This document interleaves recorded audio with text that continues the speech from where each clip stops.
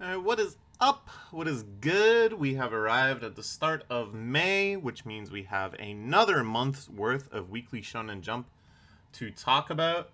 I don't know about all you, but April flew by for me. Very, very busy month. Just hurricane of activity. And it made me really appreciate the role manga has as like a consistency in life, as somewhat of a stabilizer, let's say, something I can return to week after week, enjoy, take a minute to relax, to digest. In a month that felt like it just went by in a flash, where I never really had any pace of time, I can at least go, well, I read 4 chapters of all the series in Weekly Shonen Jump, and that feels like time. Somewhat related, with this video, we are now 2 years deep into the Weekly Shonen Jump reading project, if you want to call it that. I'm still really enjoying doing it. I hope you guys are enjoying watching it. I assume most people only watch like a couple series that they're also reading. I don't even know if anybody watches these intros, but thank you for sticking with it alongside me. It's really like the stupidest idea ever when it comes to like traction on YouTube as a platform, because YouTube is never going to be fond of a video where everybody's only watching like 5% and it's all a different 5%. But whatever, this is what we've signed up for. This is the type of YouTube channel I am. So let's just get into it. It was a very exciting month for the magazine, too. We had 3 new series, 2 series ending. That, as always, is where we're going to start with those movers and shakers. Where the hell is my cursor? There we go. Pull up my notes and then just open Messenger, because I got some plans cooking this afternoon. Taking the day off work. Starting my day off with coffee and yapping about manga. It doesn't get much better than that, folks. It really doesn't. Okay. Let's talk about the Mange Next Door, which indeed wrapped up as I predicted. Anybody could have seen it coming, though. The writing had been on the wall for probably, this entire kind of final arc, if you want to call it that. Everything very rushed, everything very kind of slapped together quite quickly to get across, I think, a lot of scenes that they had planned on kind of trickling out over dozens of chapters. C'est la vie. That's the world of manga. We always talk in these situations of untimely axings. What kind of strategies did they employ to kind of mitigate the jarringness and unpleasantness of a series that is just told to wrap it up? And I think the series does a pretty good job, basically just showing you scenes that I'm sure would have a lot more emotional resonance were they to happen when you had planned them, the mangaka, like when after all of the setup and character development and connection, but still hit like decently out of context, just suddenly. Here they employ another strategy that I think makes a lot more sense in the context of a longer series, where you cut from midway through the final battle to a flash forward where they kind of retrospect on the battle, but it's kind of placed in this larger, broader, more slice of life context that, things are going to kind of progress as they had been before the events of the series, in a sense. He's back to his lazy life. He's still kind of getting integrated with humans. He's kind of had this arc of coming to understand his role in society. But he's still kind of the same old guy after all. We check in with a bunch of characters, and then he makes his new magic of convenience. He's starting to get inspired again to create new spells, and of course he is just choosing these lazy spells that help him out with mundane tasks, as has been his character and his theme throughout the entire series. Sure, I don't know. It was quite nice. I think this is about as good as it gets, honestly, when it comes to these abortive series endings.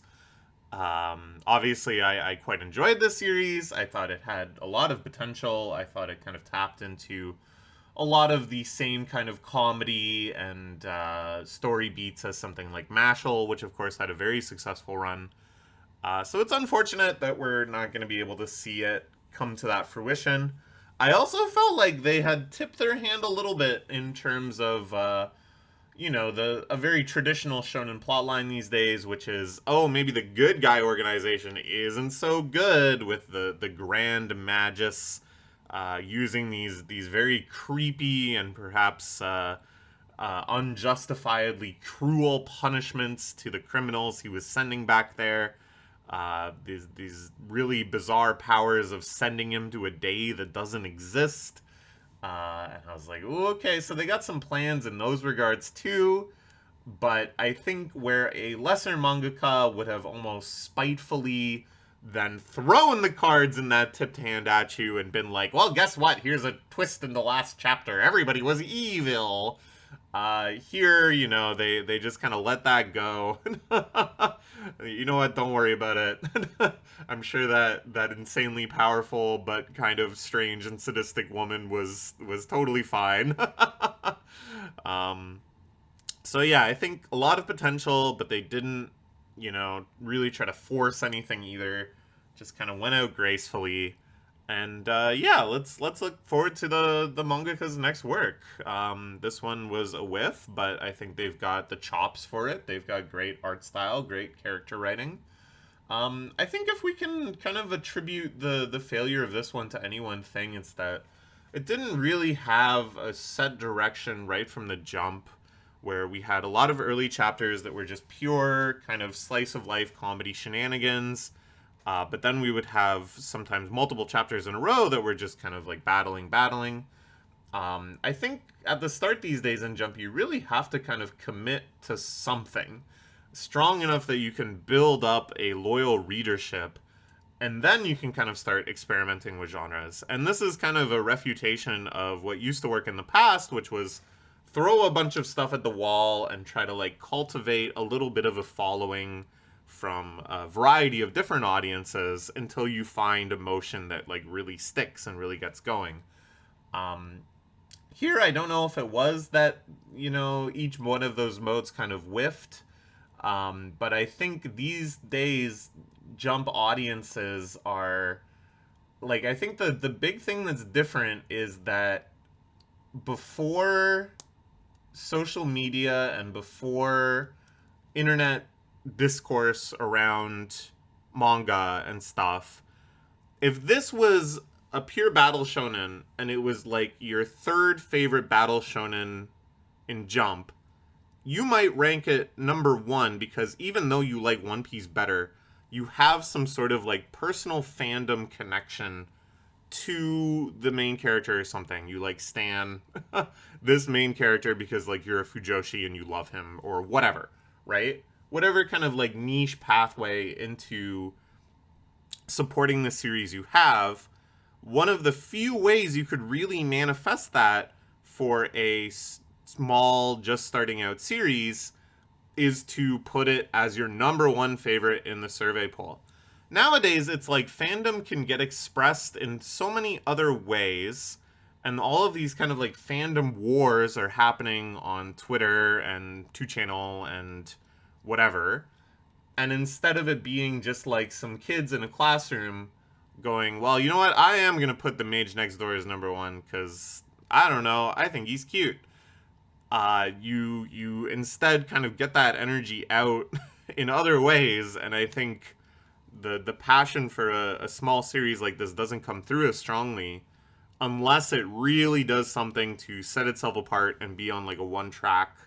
You kind of get what I'm saying? Like, it has to be like the most something to get views. It can't just kind of be somebody's favorite for no reason or for like a niche reason. I don't know. I don't know if I'm making any sense. This is not like a thesis I had coming into this. It was more just like as I explained it, I was like, oh, okay, well, why is that? And that's what came to mind. I have to give that some more thought.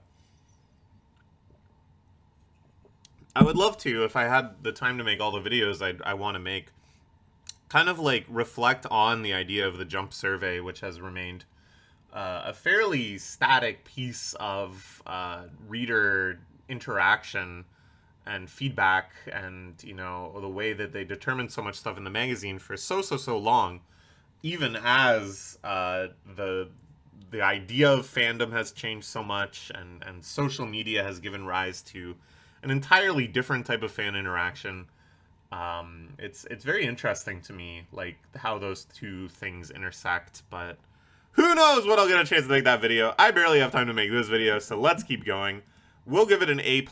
I really did enjoy this ending. Sentimental and fun, and capturing a lot of the elements that I liked about this series. Okay, next, let's talk about Hero Girl and Demon Lord Call It Quits?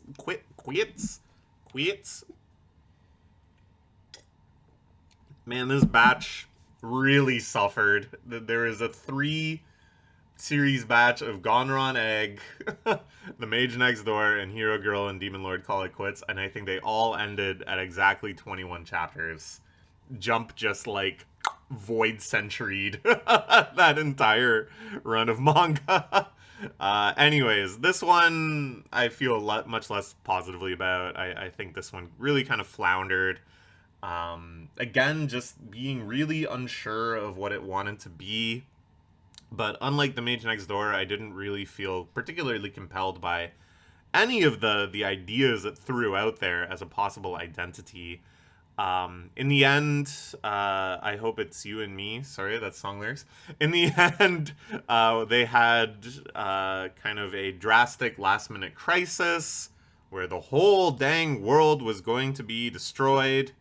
I felt like this was setting up a pretty action-packed climax where the Demon Lord, in trying to ward off the crisis alongside the hero, they both sacrifice their powers and then they can just go on as normal humans. I thought it would be something like that, but no, instead it turns out that the crisis was resolved just by them being near each other. And the crisis only occurred because they were, like, physically far apart. So it's like there's, like, no resolution, really. It's just, like, okay, well, that thing, like, didn't really, like, count, I guess. Like, it just, it was, like, never gonna be a thing anyways, because they were just going to, like, naturally end up spending time together again. And so it would have, like, gone away whether or not they were even, like, aware of it. So, like, it's really weird writing. I'm not sure if they just kind of didn't bother wanting to write an action sequence, anything big and splashy and exciting, because they're like, we're out of this genre anyways, fuck it. Or if it was, like, meant to be a lot more kind of, like, romantic and stuff. Like, if there's kind of, like, a message of, oh, you thought we were polar opposites, oh, we figured we were, like, oil and water, but now not only have we learned to live with each other and really like each other and become friends, but, in fact, we need to stay together for the sake of the world. But I think that actually, like, undermines a theme where, at first it's like, okay, we're fated to be connected because we're hero and demon lord, but now we've come to like each other as human to human, as just individuals, and that's an even stronger connection. But now it's like, well, no, really, though, you are fated to be together, and you actually just have to be together because of fate. So it doesn't really matter what you think of each other. Anyways, and then after that, they have, like, a very typical slice of life ending where everybody in the series shows up for various contrived reasons, and it's all extremely inconsequential. They just kind of do, like, one panel of shtick each, but they didn't really have time to develop proper shtick for these characters. So, I don't know. It's kind of like playing your emotional beats with an overly familiar sense of familiarity. Like in The Mage Next Door, I said, oh, that probably would have hit harder had we had more build up to it. But with comedy, I think it's even worse, because instead of like an emotional, intense moment that still registers as emotionally intense, even though it could be intenser, comedy stripped of that context and setup, where they're kind of like making a callback to a joke that barely existed in the first place, is simply just not funny.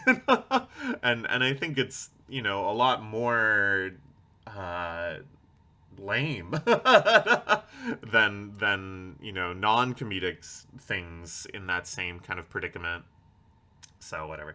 And they didn't even commit to romance after setting up this idea of, oh, maybe the hero girl is like interested in her, interested in him, sorry, which I wasn't a fan of, to be clear. I had complained about that earlier, but then they just kind of like renege on that too, and just like don't bother. I don't know. I maybe backlash. Maybe I wasn't the only one that found that a little off-putting. But instead they just have like nothing. Instead, there's just not really any climax to the story. I don't know. It's all very weird. Kind of the tone of the whole series. I will say I thought this had potential in chapter one because the idea of the hero girl and the demon lord have stopped fighting for the first time in generations, and then because of that, aliens instantly invade, trying to seize the power gap. I thought was very funny, and I thought it would be more of like a battle comedy where such crises were always emerging, and it was very chaotic, and we got to play into all sorts of like tropes and jokes and flus and flaws and stuff. Oh, now a mad scientist is spinning up robotic weapons. Now the demon lord's dejected second in command has decided to reinstate the demon army. Now the hero wannabe, disillusioned with the heroes in action, has taken upon himself to wage a war of conquest. Blah blah blah blah blah. There's a lot of ideas, and you can have all sorts of like really goofy, wacky characters. And the idea that our main characters are just fighting to stop this and to maintain. There's no greater quest. They just want to go back to living in peace. That to me seems fun. And then that was the only chapter like that. All the rest of the chapters were not like that. Goes to show. Okay. Look at this, a B minus. Could be better. Alright, now let's talk about some new series. Roku's House of Oddities is a new series by the creator of A Gravity Boys, which I read. I found it very fun, very wacky, very stupid and strange. Now that's a series that goes all in on chaos and running with jokes and not wimping out. A little all over the place, a little unfocused, not always able to land its emotional beats, but definitely good enough that when I saw he had a new manga coming out, I was excited for it. And I gotta say, I'm pretty happy with this one so far. The premise is very fun. Basically, this guy, Roku, sets out to disprove the existence of curses. He's beefing with the Supernatural Club. He's from the Science Club. So he goes out and does all of these rituals to prove that nothing will happen. But of course, something does happen, and he resurrects 5 ancient spirits who then come to live with him, curse him, and haunt him. They're each kind of different stereotypes of a sort, but also very weird and unique in and of themselves. The art is great. The comedy is pretty fun. The premise is very straightforward and simple, but still has like a lot of room, I think, insofar as we can explore each of these 5 spirits, their backstories, their personalities, their quirks, their running jokes. We still got Roku as a character to investigate some more. Why is he so skeptical? Why was he so obsessed with doing this? There's the occult club as characters. There's his science club potentially as characters. There's his grandma who is in the hospital. From a pretty simple premise that's very quickly like understandable and can lead to a lot of comedy in and of itself, they still have very naturally woven in a lot of other hooks to other characters, other plot lines. And that's very good. I think that's something that's like an underappreciated skill set in manga writing, is just writing a world that is like naturally large. So that when you need to expand the cast, when you need to explore these other things, it doesn't feel unnatural, it doesn't feel forced, it doesn't feel like it comes out of nowhere. And yeah. So yeah, first chapter, great. Second chapter, I think a lot worse. They go into this like slice of life shenanigan of, okay, we need to learn how to like cooperate and get along. So we're gonna play this like co-op video game. And I don't know, it like wasn't really all too funny, and I feel like it was just very, very insubstantial. And just this kind of framing of, rather than having shenanigans in the real world and like actual physical comedy, slapstick potential, chaos, stuff like that, having it all confined into one video game, I found a little lame and just really not that interesting. And I got instantly pretty worried that I was like, oh man, maybe he doesn't have the sauce to do another series. Maybe he lost his straight ball. But then after that, it shifted into a mode of focusing on one of the curses at a time. And I think that's like a way better way to do it. I think chapter 2 was maybe just to kind of like get over the narrative hurdle of like, okay, they're all going to be sharing this space. But right away, if we start focusing on one character at a time, it sort of begs the question of, like, isn't the rest of the household just, like, melting down in raw chaos with the other 4 curses having to interact and stuff? So let's have a chapter where it shows that they're all getting along and things are chill mostly, so that we can have these individual character adventures. So I get that, but I don't think it was, like, the best execution of it. But now that we are in this mode of going one character at a time, I really like everything they've done so far. We focus so far on the vampire character. He's very arrogant, stuck up, but somewhat deservedly so, because he does have people fawning over him all the time. He exudes like a natural kingly aura that people take seriously. They go visit his grandma. His grandma's a fun character too. Then we focus on Sachiko, who is like your kind of grudge type curse, I guess you'd say. Sachiko, I think, is... No, Sayuri? Who's the grudge girl? Anyways, your gloomy schoolgirl type of character. She becomes an otaku, reading all of his manga while she sits around the house. But then when she goes near his school to give him his lunchbox, she powers up and she becomes very beautiful and confident and outgoing, which leads to kind of a mystery. Like, the whole idea here is that he needs to understand the reason these curses exist, so that he can help them and break them free, and they can go on to like the afterlife or whatever. So I think they're really setting up like a nice balance of comedy and mystery, where you'll have these chaotic chapters, these shenanigans, stuff like that. But then there will be some little sliver of plot progression towards those goals that you'll be able to glean. I like that. I think that's a very good mode. So yeah, I think this could be a winner. We'll give it an A-. I think pretty solid. I think just that one chapter was kind of like, you don't really know how to write for all 5 of these characters at once. But I think they're gonna be more in this mode of like alternating who gets the focal point, which I think is a lot better. So yeah, I'm excited for it. The art style's great. Mangaka's got a good rep. A Gravity Boys went in some really zany directions that I hope they can replicate here.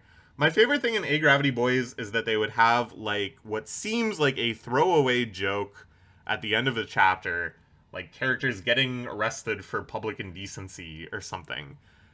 which is like the punchline to an earlier joke where they get like sold these clothes that they're told are typical fashion of the place they're in, but no, it turns out these are like exhibitionist, garish nonsense. And then the chapter ends that they've been arrested for indecent exposure. That just feels like your typical comedy punchline wrap up one panel gag. But then no, there's like 5 chapters after that about them being in jail, busting out of jail. For the rest of the series, they're known as notorious criminals. That kind of escalation of like seizing what seems to be a gag and then turning it into this like chaotic plotline element, I really enjoy that, and I hope this series can pull that off too. Okay, next, I'm gonna check my DMs. Let's talk about Drawn to the Fire. This is a new basketball manga. And I gotta say, I love this one. I'm pretty impressed. I've got high hopes for it. Been burned quite a few times by sports manga that I get excited and I think it's great, and then it goes nowhere. This could very well be the same. We could be talking in like 4 months and going, damn, it had so much potential. But for now, I'm pretty impressed. The first chapter started off pretty rough, pretty generic. Story we've seen many times before. Kid who believes he's not cut out for sport, then meets prodigy of sport who convinces him to try sport. Then it turns out he has some sort of unshakable hidden talent in sport. All pretty cliche, but I really like how they executed it. Where it's this very slow build up and twist where it traps you within the perspective of the main character. And although, you know, if you took a step back and thought about it, oh, okay, yeah, he's probably not giving himself an accurate assessment, but you really kind of get into his mood when he's talking about, you know, when it came to actual games, I fumbled without this prodigy teammate at my side because she's a girl. When we stopped having co-ed leagues, we couldn't play together. Without her, I crumbled. I was making all these passes that just went nowhere, giving up the ball. I got my shit rocked, basically. You feel it. Like, it does a good job conveying that embarrassment and that despair, so that when you get to the long-awaited twist in the last few pages of the chapter, where this other prodigy character that in fact went to a different school, a non-competitive school, just to track this guy down, having played him in middle school, convincing him to play again, and then the two of them synergizing and stuff, and him going, yeah, I recognized you were always passing to a spot that was totally open, and it was just your teammates didn't have the good sense to get to open spots. You're actually like a brilliant point guard and playmaker.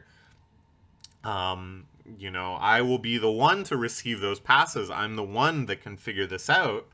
Having that revelation, having that recontextualization. Ooh, I'm getting goosebumps just talking about it. And having that happen in the climax of this like opening game that they're playing, this scrimmage or whatever. You know, having this epiphany happen in a moment where he's passing it off to this prodigy and he's going in for the big alley-oop dunk. It's sick, man. It's actually so sick. Really, really, really nicely constructed.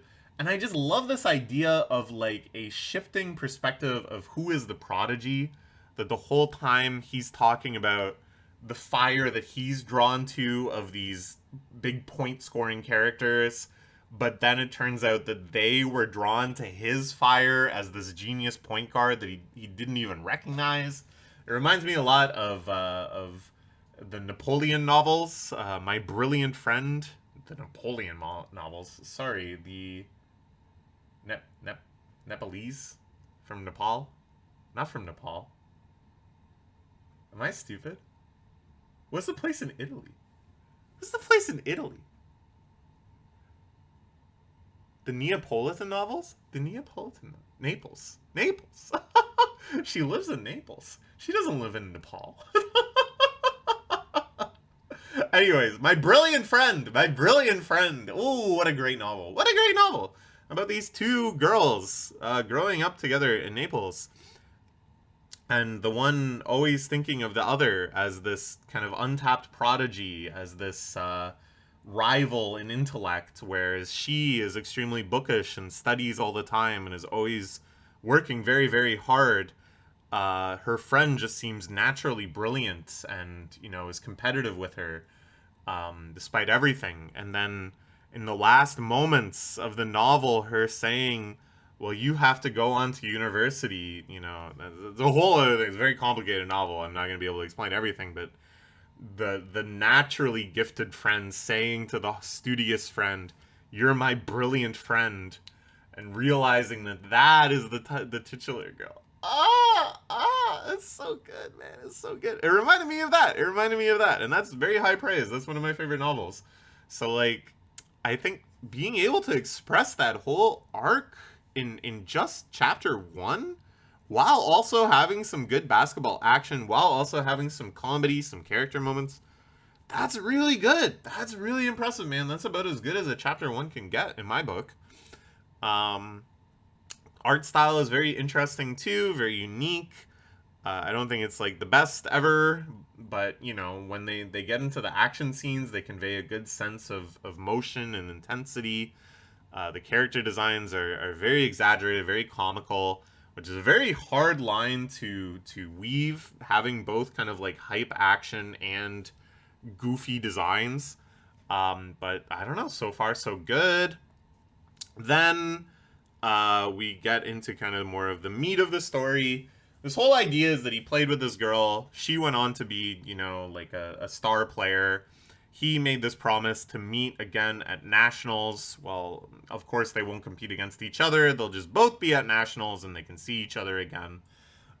You know, that's going to be the long-fated goal of the series. That'll be the big climax and maybe the final chapter. Or if it's successful, the big climax at the end of, like, the first saga, let's say.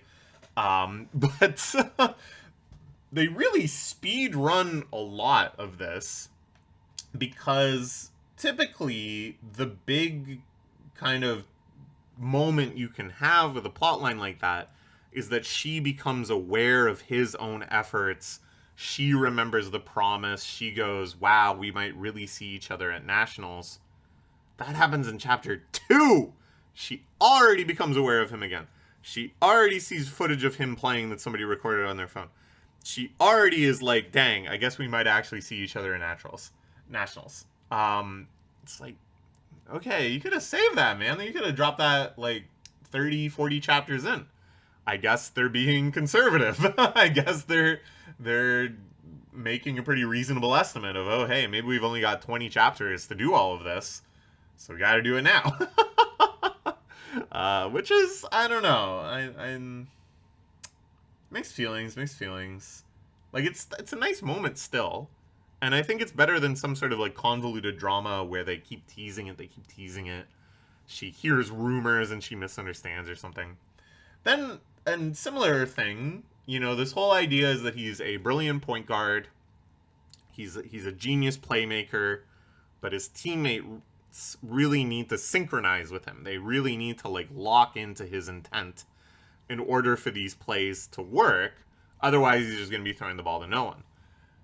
So there's like an arc you expect of his teammates, maybe individual teammates, learning to resonate with him, learning to communicate, him meeting them in the middle, him learning about them having character arcs through that. That all also happens in chapter 2. By the end of chapter 2, they're like, hey, we figured it out.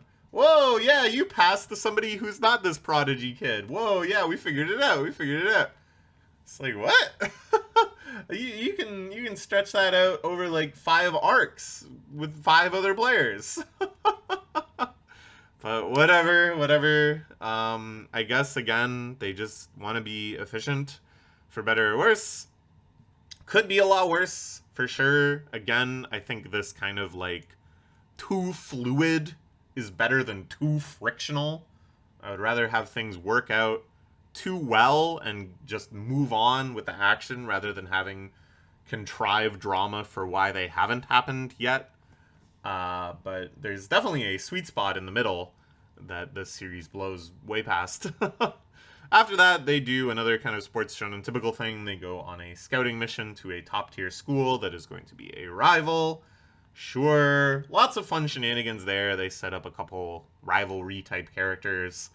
A lot of good gags of them infiltrating this school, and a lot of people in the other school just kind of being like too dumb to understand what's going on, except for the brilliant rival character who clues in immediately, but is like, we don't even need to hide our practice from you, or whatever. I don't know. It was good stuff. It's very, very solid, very, very good stuff. Give it an A+ for its debut 3 chapters. Very good, very good. And the final new series we will talk about, so I think we'll talk about, and then I'll take a break and do some chores and stuff that I need to do for a trip I'm going on this afternoon, is the new series by Sorachi Sensei, the acclaimed creator of Gintama, one of the most successful Jump series of the 2000s, is back for his second serialization in Jump. Pretty historic event in kind of the annals of Jump mangaka who could be making their return. This is near the top of the list in terms of like big hype people. Now that doesn't guarantee anything. You know, manga is a very, very hard medium to be a consistent hitter in.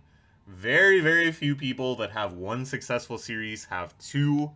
The rate drops to like maybe 5% of people that have pulled off one successful series are able to pull off a second, of that magnitude at least. But hey, they're going for it, and what they've given us is something truly bizarre, an extremely convoluted setup, let me tell you, in contrast to the other 2 new series. The artwork, of course, is great. The comedy is pretty fun. He really has a very unique and idiosyncratic style of comedy that we can see some sort of inheritance with Kenta Sensei and Witch Watch, Sket Dance, stuff like that. But he's still kind of like the purest form of it, willing to go the furthest distance in just these like bizarre running jokes, these bizarre setups. Let me give you the premise, okay? We have the reincarnation of the Demon King, who becomes a powerless high school girl. She is working to restore her powers and to create an army of evil humans to go back and conquer the magical world.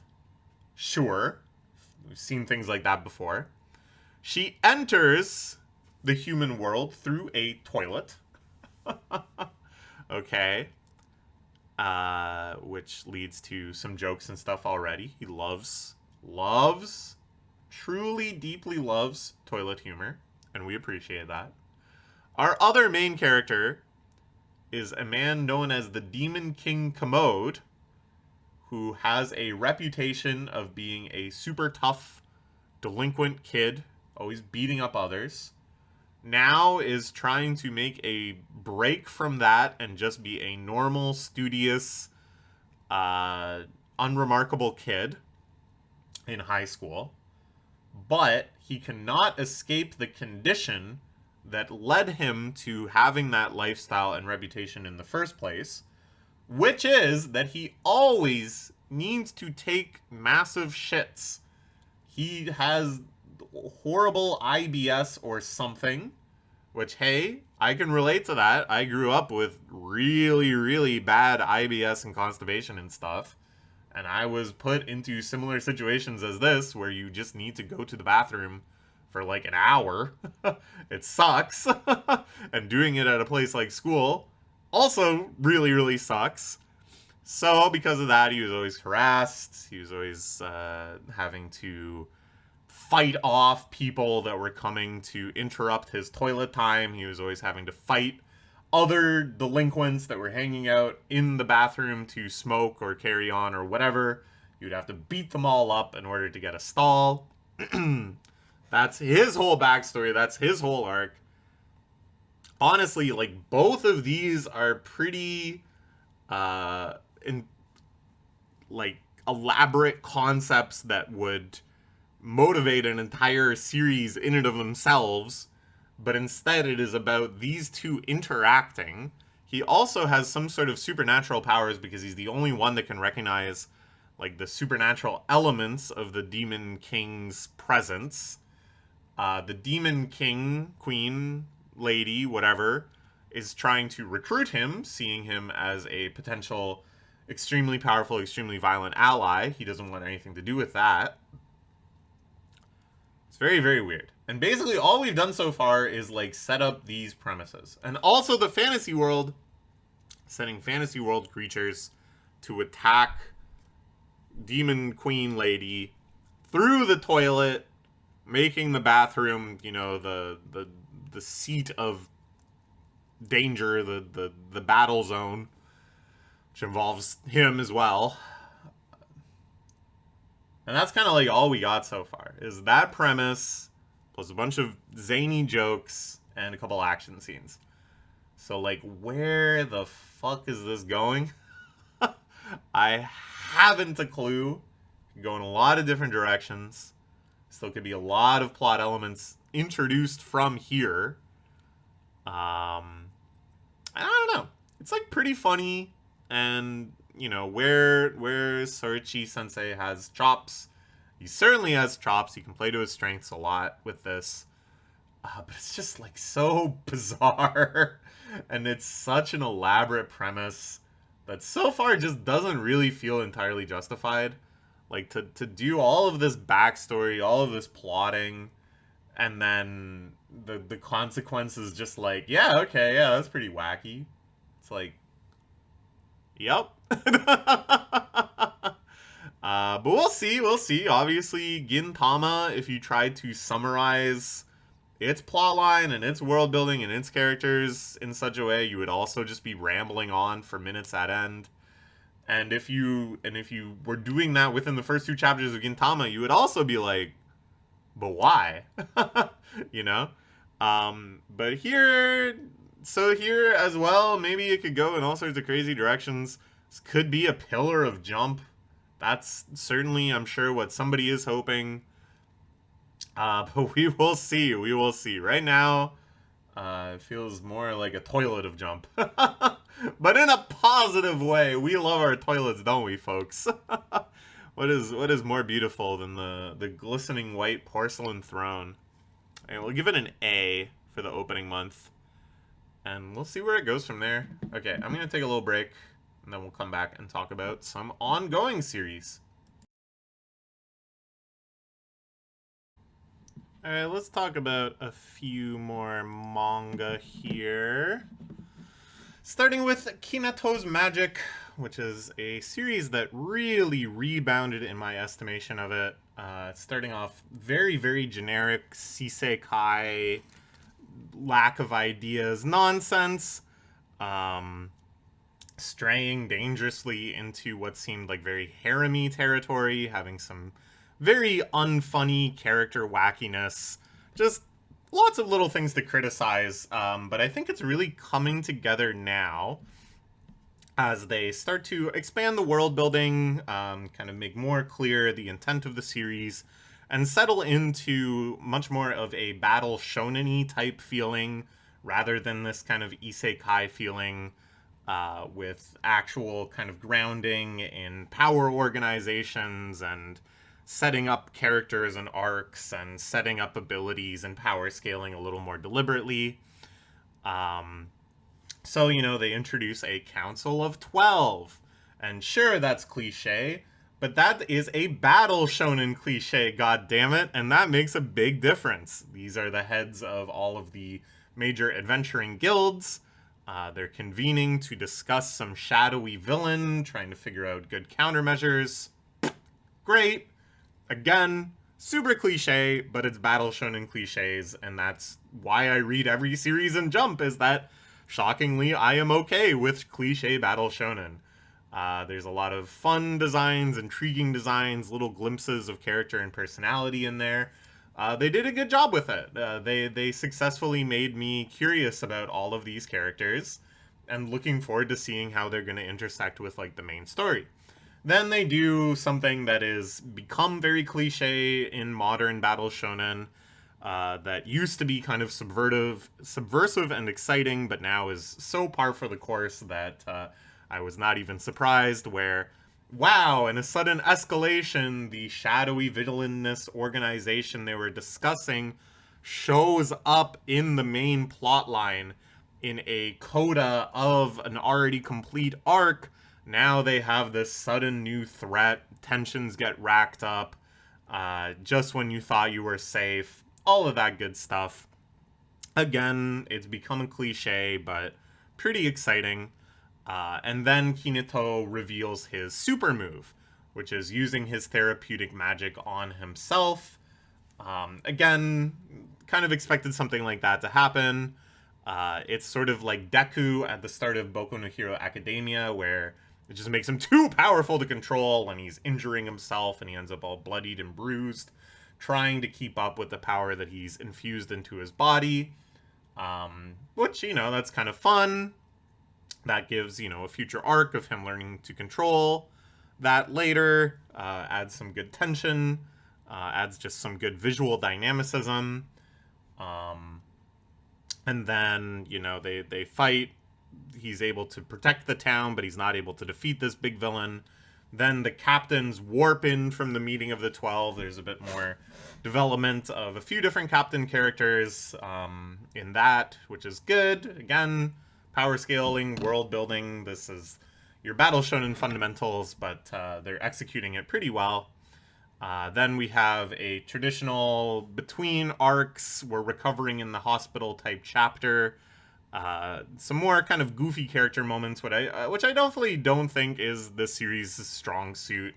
I think the cliches are just a little less well executed, and again kind of fall more into the isekai trapping of comedy, where a lot of the jokes are just like, everybody thinks you're awesome, and all these sexy ladies are here. Hee hee. But not as bad as the previous stuff either. I think they kind of reined in some of their worst instincts. But we are now setting up the training arc, which is also very, very obligatory, and one of the battle shonen cliches that I have the least patience for. Often these arcs are just very route, very uninteresting, and don't take an opportunity to do world building or to introduce strange ideas, even though it's like the perfect opportunity to do so. So we'll see. Tellingly, he's going to be sent to a camp of women warriors. They're all women. So we haven't totally shaken loose the harem potential here. But at least that's something. At least that is like an idea. Which the series, although they've been definitely introducing some interesting characters, having some kind of intriguing setups of their powers and stuff. Overall, I would say the world that the series inhabits in is still very, very plain. So just anything that introduces new ideas, new ways that this is different than just the blue sky Dragon Quest style fantasy world that we've seen 800 times already is very encouraged. Yeah. So yeah, we'll give it a B+. Big improvement. I'm genuinely excited to see more now. Next we will talk about Akane Banashi. Oh my god. Cooking. Seeing Akane perform is always the highlights of the series to me. Other characters sometimes have even better performances than Akane. Not just in terms of, like, within the power scaling of the world. Obviously Akane is not the #1 preeminent Rakugoka. But consistently, in terms of the overall catharsis of the story and the emotional resonance, every time Akane gets on the stage for a major performance, oh man, the series just peak after peak after peak. So, Akane is tackling the god of death. This is a story that's been given a lot of emphasis on the narrative. It's the only story that we saw her master perform. It's one of the 3 stories that she has been taught to master, to understand Shiguma's art. This is the story that we have been given reason to think Akane has put not just the most effort into of any of her performances, but the highest level effort. This is like her at the top of her game, now channeling all of that talent and experience and development into this story. So seeing her operate at this level was already so satisfying. Then they introduced something totally unprecedented, which is the idea that so another interesting thing with God of Death is that we've heard it performed several times now from several different characters. We're very familiar with the story. We're just kind of waiting to see how Akane's version differs from other people. And it felt like, as many times in the series before, the writing had put itself into like a Zuzwang situation where there was no way to make Akane's transcendentally interesting compared to all the others. It felt like it could only be like another iteration. And yet, there is something unprecedented in her performance, which is that when the actual God of Death character emerges, everyone was so curious about how it would manifest, both in-universe and our readership, of course.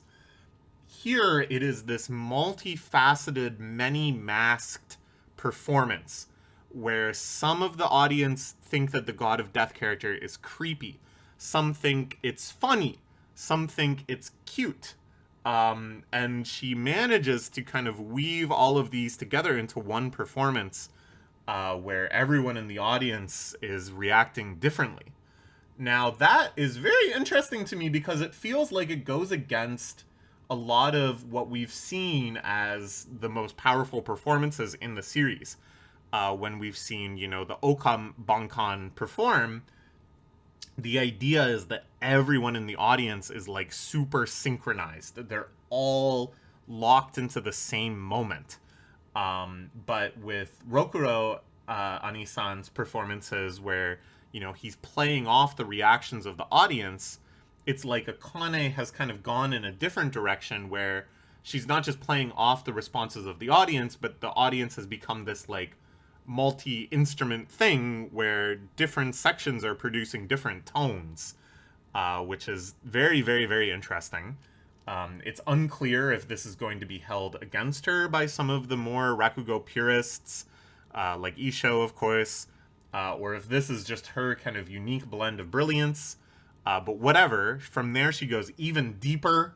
She once again experiences living in the world of the story.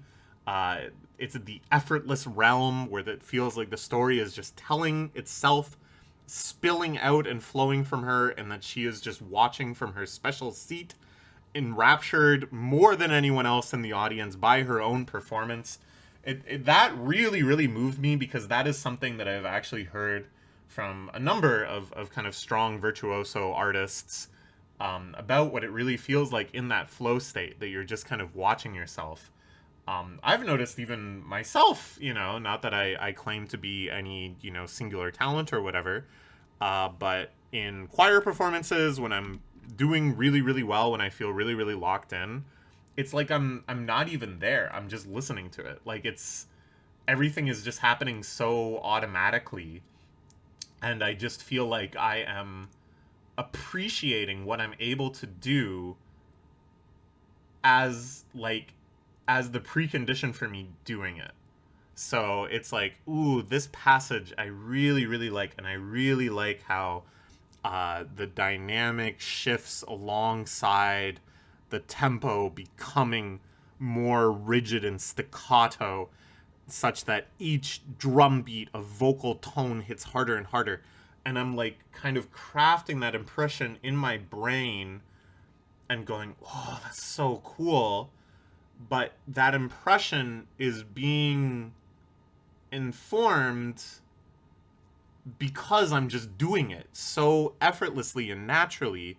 I'm not going, okay, this one is shorter and louder, and then the next one needs to be even shorter and louder, so I need to aim for like 50% dynamism here, and then go to 60%, and then go to 70%.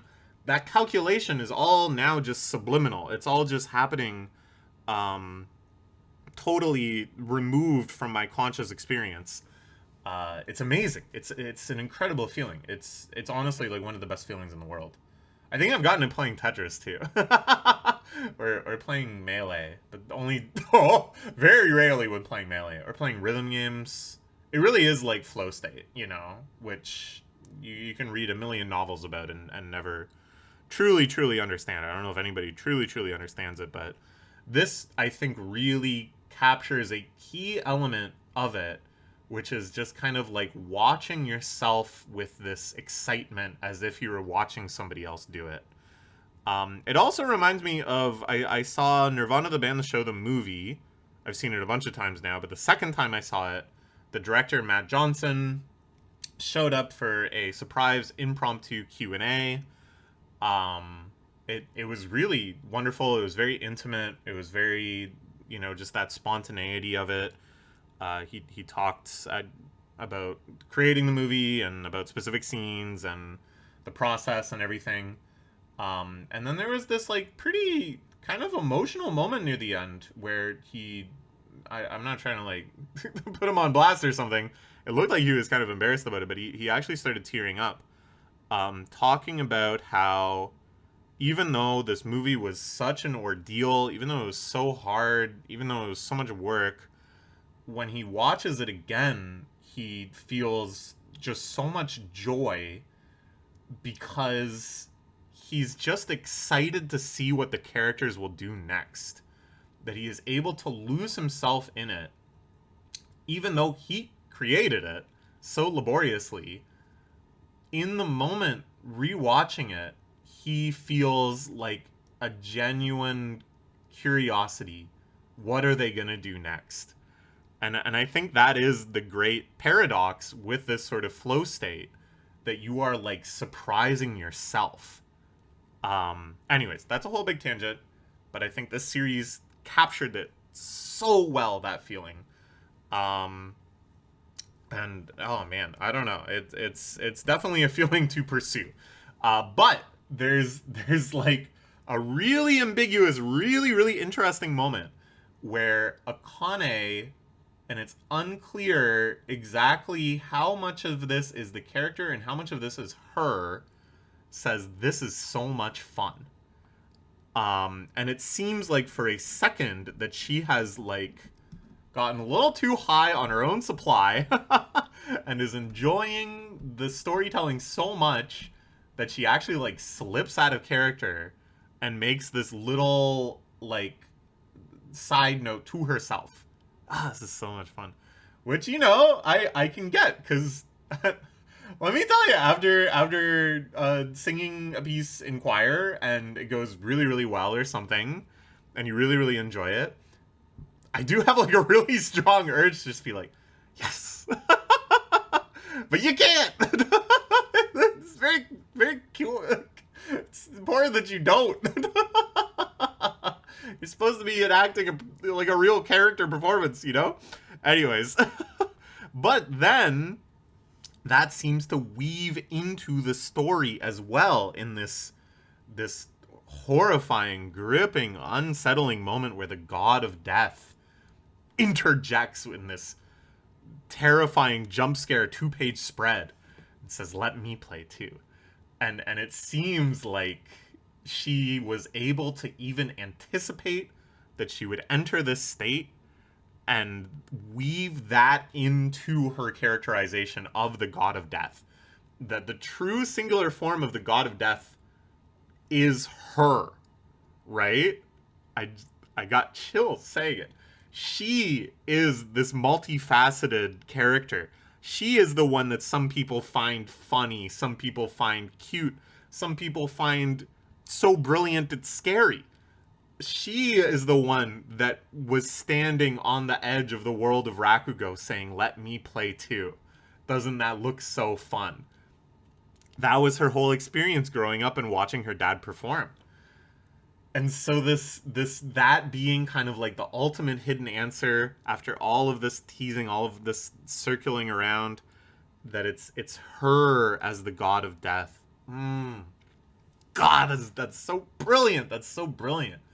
And then in a rare move in the series, it happens occasionally. They did another kind of battle shonen cliche, which is your gallery of reactions, where we saw all of the Obankan in attendance, all the Shinuichi reacting to that moment with kind of an ambiguity of awe and terror and surprise. I don't know, man. What's crazy to me is that she's the first one to perform. After this, Kaisei's gonna perform. What the fuck is his god of death gonna be? And then after that, we might actually get to see for the first time ever Isho, the final boss of the whole series, perform. Oh man, they're cooking. They're cooking. They're cooking. They might be closing in on a new high water mark for the entire series. This gets an S+ for the month for sure. Really, really, really fantastic stuff. Okay, I'm gonna talk about, like, let's see, two more situations. I just read the word situation in a DM. I'm gonna talk about two more series, and then we will, I think, pause until, I guess I'll wrap this up like Sunday evening or something. Okay. Next, we will talk about Someone Hurts, which is chugging along very nicely. We're doing some summer break shenanigans, this long summer break arc I really enjoy. I really like that this series has settled into taking its time, not rushing things, not trying to generate forced drama or forced excitement or whatever. Seems like they're very comfortable with their readership and their position in the magazine. And that's great. So we got a chapter around studying, the challenge of trying at stuff that you don't have fun with. You know, she's kind of a naturally gifted comedian, not so naturally gifted when it comes to schoolwork, but recognizing that there is something unique and exciting and challenging and necessary about trying hard at the stuff that you don't enjoy even in the slightest. This sort of resolve to become an even stronger radio submitter as well. This is kind of the very shonen-y element of this series, that they're always trying to get their submissions read more and more frequently. Last month I was talking about kind of the parallel between them being fans of this radio show and me being a Northern Lion fan. But this is where the parallel breaks. You know, I don't think anybody is out here competing to have their jokes read by Northern Lion the most times and to get the most +2s in chat. Or I might be wrong. Anyways, then they do a live quiz about past episodes of the radio show. Very fun, very silly. Could I do a similar Northern Lion live quiz? Probably a lot better than I'd like to admit. Then we have a radio exercises chapter. I love radio exercises. It's such a cute idea. Why don't we have them in North America? Do we? I don't think we do. But yeah, very great. Although, you know, it made me remember in elementary school, we did have radio exercises, basically. Over the announcements, they would play this little, like, do the moves alongside the thing, routine thing, when I was in, like, grades 6 through 8 or something. And I hated it. I hated it. I always did it, like, so freaking reluctantly. Or I'd find some excuse. I'd go to the bathroom, or whatever. I would just leave. I would just do anything I could not to do it. And you know what? Looking back, I don't know why. I should have done it. I got to keep it up, man. I need a stretching routine, dude. My body is so creaky, crickety all day now, so stiff. Radio exercises. But I really like this chapter. It had a great kind of structure of them checking in and doing the radio exercises this morning. A nice little sentimental moment at the end. They know exactly where to place them. Then, you know, we're going to this big listener live event. Some emotional moments there. Feels a little bit contrived, you know. They're just always trying to look for opportunities to go for kind of more major, significant emotional moments. Even though last chapter I said they just know exactly where to place them, that's not true. sometimes it seems a little overblown, but whatever. I did really enjoy this chapter still. They still had some powerful shots, even if some of them felt a little contrived in their setup. And this seems like it's going to be a whole little arc, the live radio event, so that'll be fun too. I thought an interesting moment was when they realized just how many people actually listen to this radio show. And they have their own little minute of experience with like the 99-1 rule, which is like 1% of any given community is actually like contributing to the community, and the other 99% is lurking. That ratio doesn't hold exactly true, but it's always some absurdly huge ratio like that. Like the vast majority of any community, any subreddit, any Twitter fandom, any streamer or whatever is just lurking. And yeah, they're kind of floored when they realize so many people, even though there's like a handful of people that write into the show, most of whom they recognize by now, there is tens of thousands of people silently listening. So that moment I thought was very cool too. It's well expressed and something that I think more people would do well to remember. Whatever opinions you see circulating from people who speak, just remember that like the average person does not speak. Okay, we'll give it an A- for the month. Really, really solid stuff. Finally, for now, let's talk about Blue Box. Really good stuff with Blue Box here as we move into the prefectual tournament. Top 2 from this tournament move on to nationals. I really like that because it sets up some good ambiguity in terms of, you know, obviously Taiki is going to get first or second. I really, really doubt we are going to end this whole final year of badminton arc with him just bustering out at prefecturals. But we don't know if he's going to get first or second. We don't know if he gets second where he's going to take his first loss in the tournament. So, you know, it's got some ambiguity there that I think adds to a lot of tension in the actual badminton matches, which is something I'm always very impressed by sports series when they can pull off a feeling of you genuinely don't know who's going to win. At any rate, so he has to fight Haruta. We expected that. He's been set up as this kind of mid-boss before his brother Suji. Really, really, really great showdown. The character study of Haruto, I think, is fantastic. We really get a lot of his perspective in this showdown, which makes sense. The way that he sees Taiki, the way he admires Taiki, the way that Taiki has sort of started to mitigate his feelings of self-loathing, of inferiority. It's really articulated nicely in this moment where he starts to realize that elements of Taiki's personality and elements of Taiki's approach to badminton have actually started rubbing off on him. And that when he sees elements of himself that he recognizes as being changed by Taiki, that remind him of Taiki, that becomes a seed from which he can start liking himself. Beautiful. What a beautiful sentiment. And that doesn't have to be badminton. That can be anything. I think that's such a lovely way to go through life because so many people have low self-esteem. So many people fall into traps of self-loathing. But you should recognize that if you are spending time with people you love and appreciate and think are awesome, which a lot of self-loathing people still do, you should realize that those people are making an impression on you. Those people are changing you.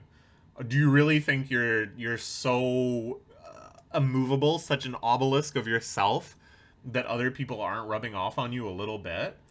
And if that's the case, if you can accept that your personality is in fact very malleable and is often really defined by the people you're spending time with most, and you can have this love and appreciation for your friends, then the only natural conclusion is that you should, at least a little bit, love and appreciate yourself. That's a lesson I really did personally have to learn. And hearing it expressed so well in such an awesome, exciting moment in the middle of this badminton match. It was very moved, very, very good. Seeing a lot of Haruto and Shuji's backstory, um, the way that they had such a different perspective on their sibling rivalry, that Haruto always felt that Shuji was so far beyond him, that he was always this pathetic, lagging behind younger brother, but that Shuji never felt like that at all. That Shuji never perceived any distance between them. That to Shuji, Haruto was just the perfect companion, somebody that would always play with him, somebody that also loved badminton and just wanted to play it all the time. And seeing Haruto finally recognize that as Shuji cheers for him, seeing that he was the only one that perceived that distance, but then also recognizing, and this series just so emotionally mature, so he's so consistently recognizing that real life isn't fiction, and this series also isn't fiction, I guess. That when you have these revelations, it's not like, okay, great, years of trauma have been wiped out. But instead recognizing that no, it's going to take me a long time to really grasp the true relationship I have with my brother, to overcome these feelings of resentment and failure and disappointment. And in doing so, this epiphany comes too little too late. He loses against Taiki. But all of this, kind of emotional arc that's happening over top of the badminton, they never also lose focus of what is actually happening tactically in the badminton match that's allowing Taiki to win. And basically it comes down to Haruto manages all of these really brilliant, surprising shots, but Taiki is able to keep returning it because Taiki has drilled the fundamental of returning to the center of the court so frequently that even when he is caught in like the most disadvantageous position of having to run all the way across the court, he's able to make it happen because he just gets back to the middle every single time. As soon as he hits it, back to the middle. And that is what is able to make him eke out a win. So that's interesting strategically. It's interesting just in how it's expressed. It's very hype, that revelation of what it is Taiki is doing that allows him to beat all of these misleading shots. But it also reflects Taiki's personality. It also reflects Taiki's arc as a player, as a human. That's the manifestation of that feeling he has of responsibility being his strength, that he always goes back to the center. That's him centering himself both emotionally and literally. Holy crap, dude, that's good writing, man. That's some banger sports series writing. That's about as good as it gets. We'll give it an S for the month. Really, really good stuff. Okay, now I'm gonna eat some breakfast and get ready for my fun trip. I will see you guys on Sunday. And I say all this as if I'm talking to a live audience. In actuality, you're going to see me on the next frame. Hello. It is in fact a lot later. I ended up having an extremely busy week, and I am only getting back to this at the last possible moment, that is the night before the next issue of Weekly Shonen Jump comes out. But guess what? As late as possible does not mean too late. And we are indeed still on time to talk about April issues before the first May issue actually comes out. Thanks to Golden Week. Shoutouts Golden Week. Let's talk about Alien Headbutt. Really enjoying this series. They've finally kind of played the first card of actual plot, world building, intrigue, etc. this month. I was very impressed and very shocked at how long they had kept everything so simple. He is simply there fighting a series of aliens. Why are the aliens there? What are their schemes? What is their leadership? What is their hierarchy? Are there known entities that constitute a big four of elite aliens, you know, to set up future arcs? We had none of that stuff for almost a dozen chapters. Only here do we start to kind of dive into it. That's pretty unique. I think that's not something that Battle Shonen authors really mess around with anymore. Nowadays, it's like setting up that hierarchy of power and teasing future arcs and stuff is baked into the series right from the jump. You know, they kind of expect that to be what entices people. So now that we're actually kind of getting a couple named alien characters that can talk, that can start explaining the alien schemes, now that we're kind of building up into something that might be a little bit more of a substantial arc, how do I feel about it? Pretty good. Not blown away, you know. It's not the most genius, inventive thing I've ever seen, but I like all the decisions they've made so far. Couple twists, you know, some more kind of gnarly, gory imagery and stuff. I liked the big conclusion to the fight that was taking up most of last month, and then two of the big alien leaders show up. I really like their designs, especially the pin cushion guy, who's just a big ball of spikes with no real like features or whatever. It's like so transparent, you know, how the fight with him is gonna go down. They telegraph it so obviously with such a straightforward design. I really, really like it. There's a line too where he's like, "Tell me who you are and I'll kill you," and he's like, "Don't you mean tell me who you are but I'll kill you?" Or he like observes that it's not "but I'll kill you," it's just "and I'll kill you." I enjoyed that too. They're trying to harvest human energy to resurrect some like alien god larva kid thing. Sure, great. Again, not the most creative and unlike anything I've ever seen before type premise, but it's something. And then, you know, it gives us an obvious end game where kid comes to life and then they fight. And their plan to do so is to use these things called the Gilbills. That's the parasite that he yanked out of the alien and infected himself with, and that he also put in his hunter friend to try to save his life. Those are meant to kind of force an evolution, but the problem is that they make everyone like violent and out of control and impulsive and whatever.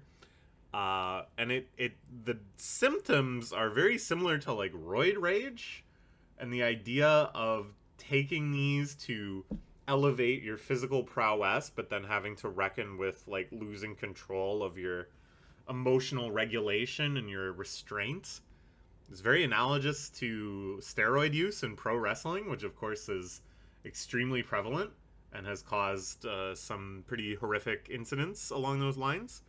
Although, of course, you can debate to what extent steroids cause those and what extent repeated traumatic brain injury causes those.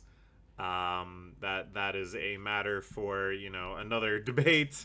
But that's certainly the stereotype of roids, is that you get roid rage and you go crazy and you hurt people that you did not intend to hurt.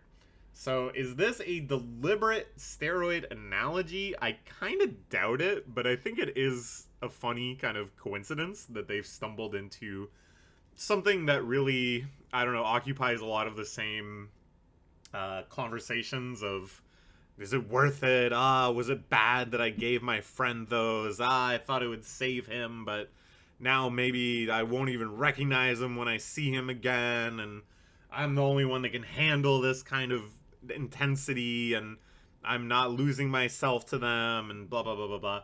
It's the same kind of narrative that you would get from like a teen drama about the Ricky the weightlifter starts taking gear, you know? Then there's a little weird twist where his pet goat has been infected with the parasite as well and has evolved into like a humanoid creature. There's an interesting callback. And now there's going to be kind of like a prison escape arc. Right now he's being held hostage and experimented on and tortured. Or rather, he's not being held hostage. He's being held captive.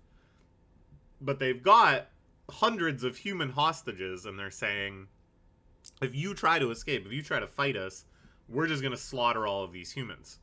And I was like, okay, I get it. He's going to have to, I don't know, not do that. But now he's kind of just like, all right, well, I will do that. I'm gonna fight my way out of here. So it's like, what about the hostages? So I don't know. We'll see what happens. But fun month of chapters. I knew eventually they were gonna start interjecting more plot type elements, more battle shonen structure into the series.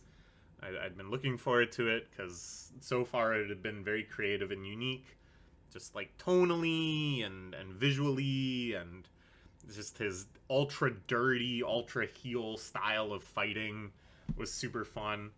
And here I think, you know, obviously they're trying to tell us this isn't the focus. He's just going to keep fighting aliens. That's what you need to care about. And that's what I care about, and they're doing a good job. We'll give it an A for the month. Next, let's talk about New Eyes Exorcist, which normally in these videos is a big complaining, lame, I go blah blah blah, it's corrupting the youth, importing light novel harem tropes into my shonen manga magazine and all these other complaints. But for once, I think this series is kind of cooking, okay? I'm swerving off that path. They did some stuff here that really felt like proper battle shonen. They wrap up the battle with Soranaki, then they have your obligatory between arcs, bathhouse, harem nonsense, fan service, blah blah blah. Not very interesting, not very good, but whatever. Then they decide to just, instead of like futzing around with some BS school setting arc or some BS, oh, will he or won't he wrestle with the feelings of all these confessions or anything like that. No, instead, boom, next arc, this guy shows up. It's like they're planning on fighting one of the Hyo, this Dragon King. And then this other guy shows up, and it's revealed that he already beat the Dragon King. And the Dragon King was said to be the strongest Hyo. So it's like kind of power scaling 101, you know, to try to be like, this guy is even more powerful. And then, whoa, whoa, whoa, whoa, whoa, whoa, whoa, he's even more powerful. But it's something. It's like, they're at least doing 101 stuff. But what gets me is that they actually made this guy pretty cool. He has like a lot of really freaky, crazy powers. His weapon looks insane. Some actually kind of cool imagery and stuff. And then again, they go for an actual like battle shonen trope where Gekka is fighting him and kind of fighting to a standstill. You know, she can't break through. And then Gakuro shows up. And it's like, whoa, he came to save the day. And again, it's like 101 stuff. I'm rereading Bleach right now. This happens in Bleach like 12 times an arc that a character will show up to turn the tide of a battle. But I swear to God, this series like didn't know how to do that until just now. And they still kind of bungered it because it was like the way you build tension for this scene is that you get the reader at least a little bit invested in what the hero is doing that is delaying them from joining the battle, okay? And you make it so that it's ambiguous how long they're going to need to spend resolving that other conflict before they can go join the main conflict and, you know, swing the tide of battle. Here, Gekka starts fighting the Hyo. They're like, where's Gakuro? He's evacuating the town? What? Like, what? Since when did the... What? They sometimes do some, like, oh, no, the bystanders have been caught up in the whatever. But, like, not always. And now it's just, like, why is Gakuro, who's, like, your strongest guy, going around evacuating the town? What does that even mean? Is he going to each individual apartment, knocking on the door, saying, hey, there's, like, an apocalypse-scale battle about to unfold here? Can you please get out? Can't they get somebody else to do that? And then it's like, you don't see him doing this at all. You don't see them even saying, oh, Gakuro, you go do this. That's just what you're told to explain why he's not there. And then he just shows up. And it's just like, what? Like, You're missing like 5 ingredients, man. You just served me a bowl of like hot water with like a mushroom in it, and you're like, check it out, it's minestrone.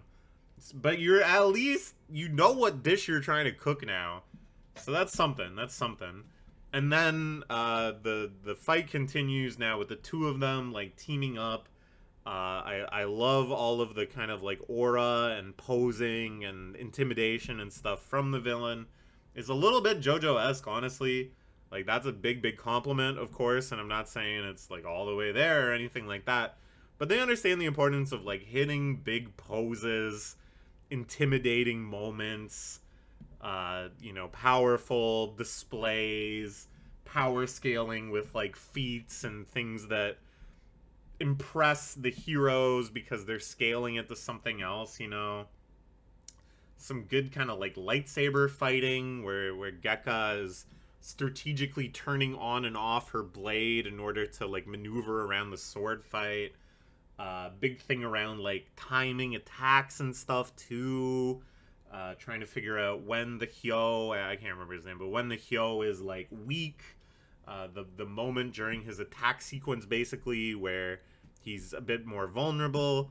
Stuff like having the characters kind of hone in on those tactics and stuff. Again, it's like 101. It's stuff that we've been seeing from Battle Shonen pretty consistently as a focal point since like the year 2000. But they're doing it. They're doing it. They're at least doing it, and they're trying. And it's not like we're swimming in a bathtub full of the baby's pee, or we're spending 5 pages trying to figure out who will sit next to him on the bus. So now we're all gonna sit in his lap. It's not fucking. Oh my god. Okay. I'm feeling positive though. My point is that I'm feeling positive. I don't need to dredge up all these bad memories. So yeah, I don't know. I think this mode of just fighting the big villain and having like battle shonen stuff happening is the strongest suit they've ever been in, because the stylization of the fights is pretty unique. It's not totally unique, but it's pretty unique. It's something that isn't just elsewhere in the magazine. And here they've displayed that they understand how to like hype up a villain, how to hype up different moments in a fight, how to make things be impactful, how to do a bit of choreography and stuff. Just do that, man. Just do that. I really hope we just speedrun the rest of the Hyos after this. I think that would be actually like a sick escalation. They beat this one, and just when you think, okay, now it's time for the reprieve, boom, no, another one attacks. Plus, I kind of feel like maybe they're just trying to wrap up the series a little faster than they originally planned, which is often, a real disappointing thing with manga and Jump, is when you've been reading it for years and then suddenly the pace starts accelerating and you're like, oh boy, I wonder if they got the signal, okay. But here I think I would welcome it. But no, I don't know. Very solid stuff. We're gonna give it a B. I think that's the highest grade I've ever given the series since this started. You can double check, but good stuff. Good stuff. Keep it up, New Eyes Exorcist. Alright, next let's talk about Shinobi Undercover, which was lots and lots of fighting. Basically, we are in full scale, all good guys versus all bad guys, in the finale kind of climax battle of this arc. I really enjoyed this arc overall. I think it was maybe just a little unambitious in terms of the overall structure, how quickly they kind of resolved ambiguous plot points and just ended up with this all good guys versus all bad guys battle. Here, of course, we've pared it down to just one big final boss bad guy, and they're all like team attacking him and stuff. But I think that's actually a pretty cool mode for the series to be in, because this series really delights, and I'm impressed with this. The Kekai, the superpowers of the ninja, they really enjoy coming up with like combo attacks and thinking about how different ones will interact, and trying to reflect the fact that it's like, oh, this squad trained together and they've come up with all these combinations for their Kekai that make them even more powerful, that are all, kind of intuitive based on what it is they do. You're kind of like Pokemon type combination type stuff. This is a big plus for me, because when they introduced the Kekai, I was like, oh, geez, here we go. all of my fun ninja choreographed action is going to be replaced by like beam, blast, beam of fire, beam of bubble, beam of ice.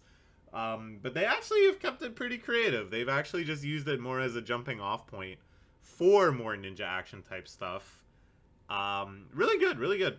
Another good point of restraint, they had kind of the sad backstory flashback for the heir that they're fighting, and it wasn't long. It wasn't belabored.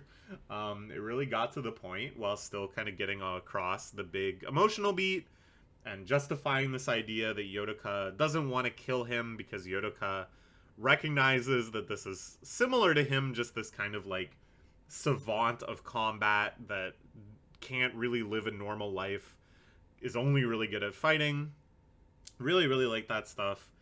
I also really like this whole idea of Yodoka kind of losing his mind during this fight and coming up with like the substitute operator, which was just like a function of his brain that was capable of self-talk and like higher order instruction, which again is like really reinforcing what a weird guy he is, but in a way that is genuinely like endearing, and I think even though it's like very comical and very absurd and definitely meant as kind of a comedic relief, I think it's like not that unrelatable either.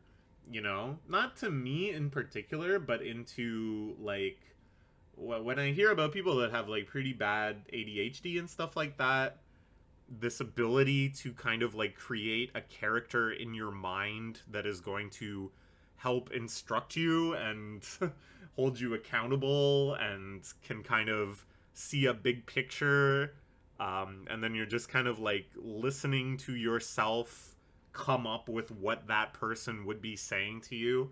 This is a technique I've actually heard recommended before. You might go, isn't that just creating like a tulpa, or isn't that just like making yourself insane? But let me tell you, sometimes you have to drive yourself a little bit insane because it's better than just not getting anything done. And that's kind of what's going on here. So yeah, good fighting, good pacing, not belaboring anything, and a fun arc. We're gonna give it an A- for the month. Really good stuff. Next, let's talk about Hima 10, which is indeed wrapping up sooner than later. I'm not surprised. I had talked about this last month when I was kind of ranking everything based on how long I thought it would last, that I could really easily see Hima 10 wrapping up in kind of like the next big arc. And sure enough, the creator of the mangaka said in some interview or blurb or something that the series was approaching its climax, which is great. Because let me tell you, nothing sours a rom-com like bonus rounds and fake outs and coming up with every single way to delay the inevitable, to delay the confession, and milk it. Here it seems like they genuinely just want to tell a good story, wrap it up at maybe like chapter 100, big confession chapter, whatever. Nice. It's like crazy untoxic. I'm just so impressed with the emotional maturity on display from all the characters here, that they don't go for the route of forced drama, that they never take a route of misunderstanding. This whole plotline of Kana confessing to him and him rejecting her, I think many, many lesser rom-coms would have just like relished in that and had to have had some grand forgiveness arc of her spiting him and him feeling terrible and trying to bring it around and blah blah blah, and then the ultimate conclusion would be like, well, if you really want to make it up to me, you have to consider dating me again. You have to undo your rejection.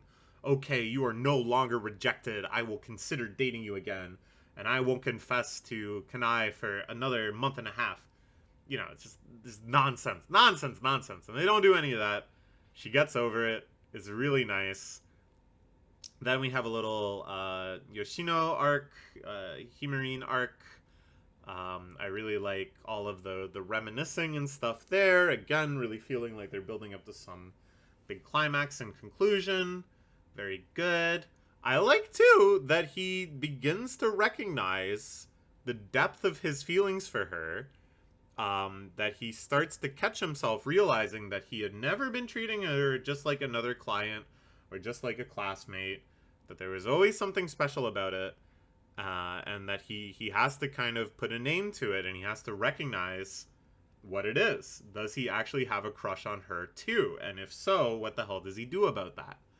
And then I really like how he just kind of like sorts through them and kind of recognizes the difference between romantic love and like friend love, and concludes that they are different, and that if he's gonna confess, it should be based on romantic love.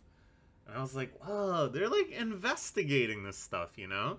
And it's nice on two layers. One, because I think, you know, when you're first trying to date and stuff, these are the kind of questions you really maybe struggle with. I know I certainly struggled with trying to figure out the difference between just very, very, very, very strong friendship and love, of the romantic variety. Because you can love your friends. So it's like, what's the difference? Is there a difference? Does there need to be a difference?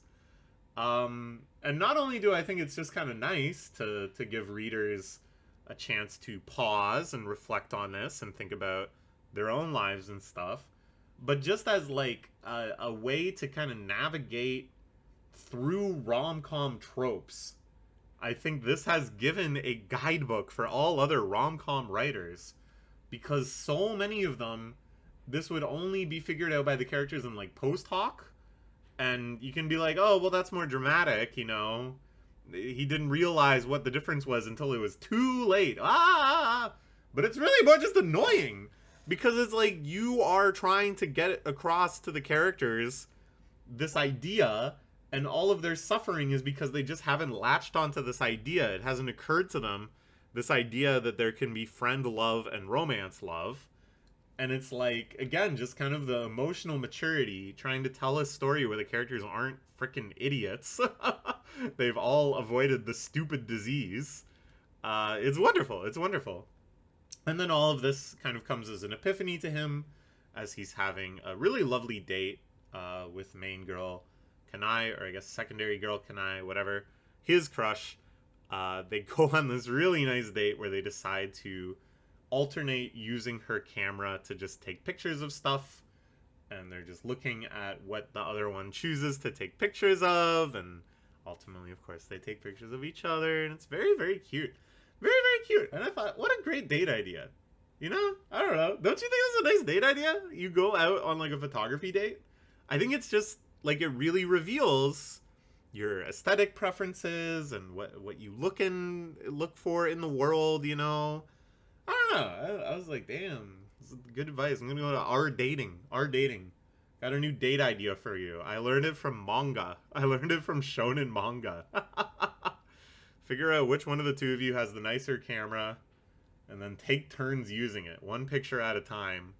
Go around the city, look for spots you like, and then in the end, look through all your pictures together.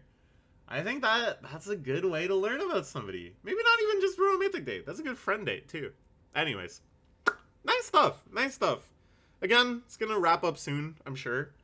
So I'm just excited to see how they do it, because I right at the start I was like, oh my god, it's another rom-com. There's multiple girls. Is it gonna succumb to the stupid disease? Is it gonna be fan service? Is it gonna be forced drama? Is it gonna be constant confession baiting?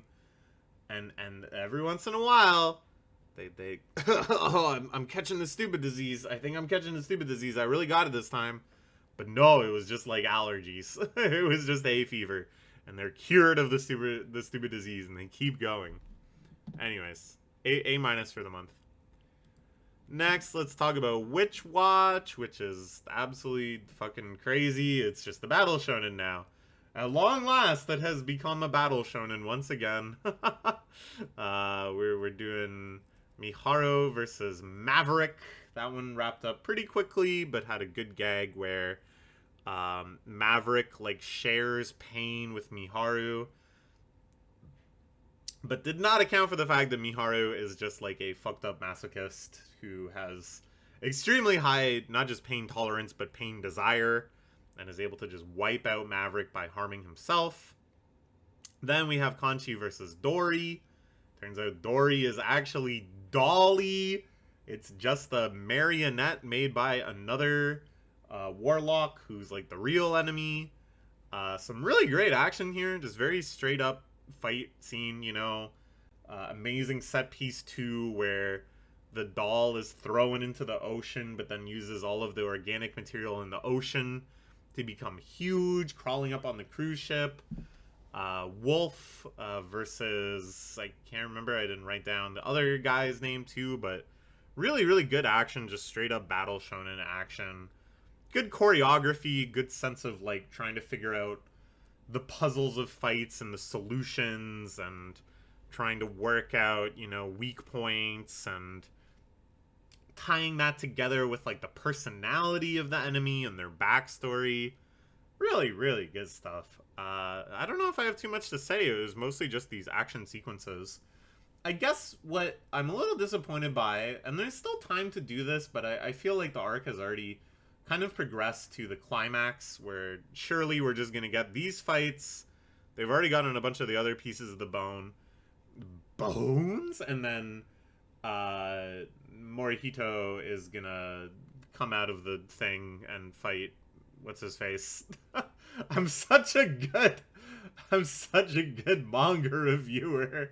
Morihito is gonna come out of the thing and fight what's his face, and that's gonna be the climax. But what I was hoping for is that having this kind of like confined physical space where all this stuff is happening, I think is a really great opportunity for the arc to kind of just escalate into this kind of chaos where like everything is happening everywhere and fights are interfering with one another and small plot lines kind of like run through the course of it. So I'm a little disappointed that it kind of got squared away into just 1v1 or 2v1, you know, cleanly distinguished fights, but they're great fights at least. We'll give it an S for the month. Very good stuff, very good stuff. Alright, next let's talk about Underdoctor. This series I think is doing the best out of its batch. Seems like it's constantly the highest in the table of contents between this, Kineto's Magic, and Alien Headbutt.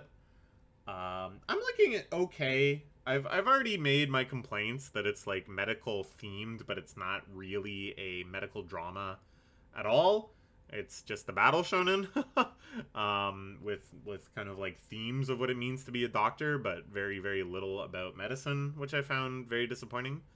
And further along these lines, our enemy here is this very strange, invincible man who cannot die. He's like 80 years old, but he looks like a young man. He's been suicidal for years, but he just can't die. His bones are like titanium, and he's survived all of these horrific accidents and been tortured and experimented on and all these things. But then he, like, at some point started a family, but even then he couldn't lose, like, the ennui. Now he just works as an assassin. It's kind of an interesting character, sure, but it's like, how the hell does this have anything to do with medicine? This guy doesn't exist. You know, like, they kind of present it as a medical phenomenon, right? Like, oh, the diversity of the human body. There's this kind of guy too.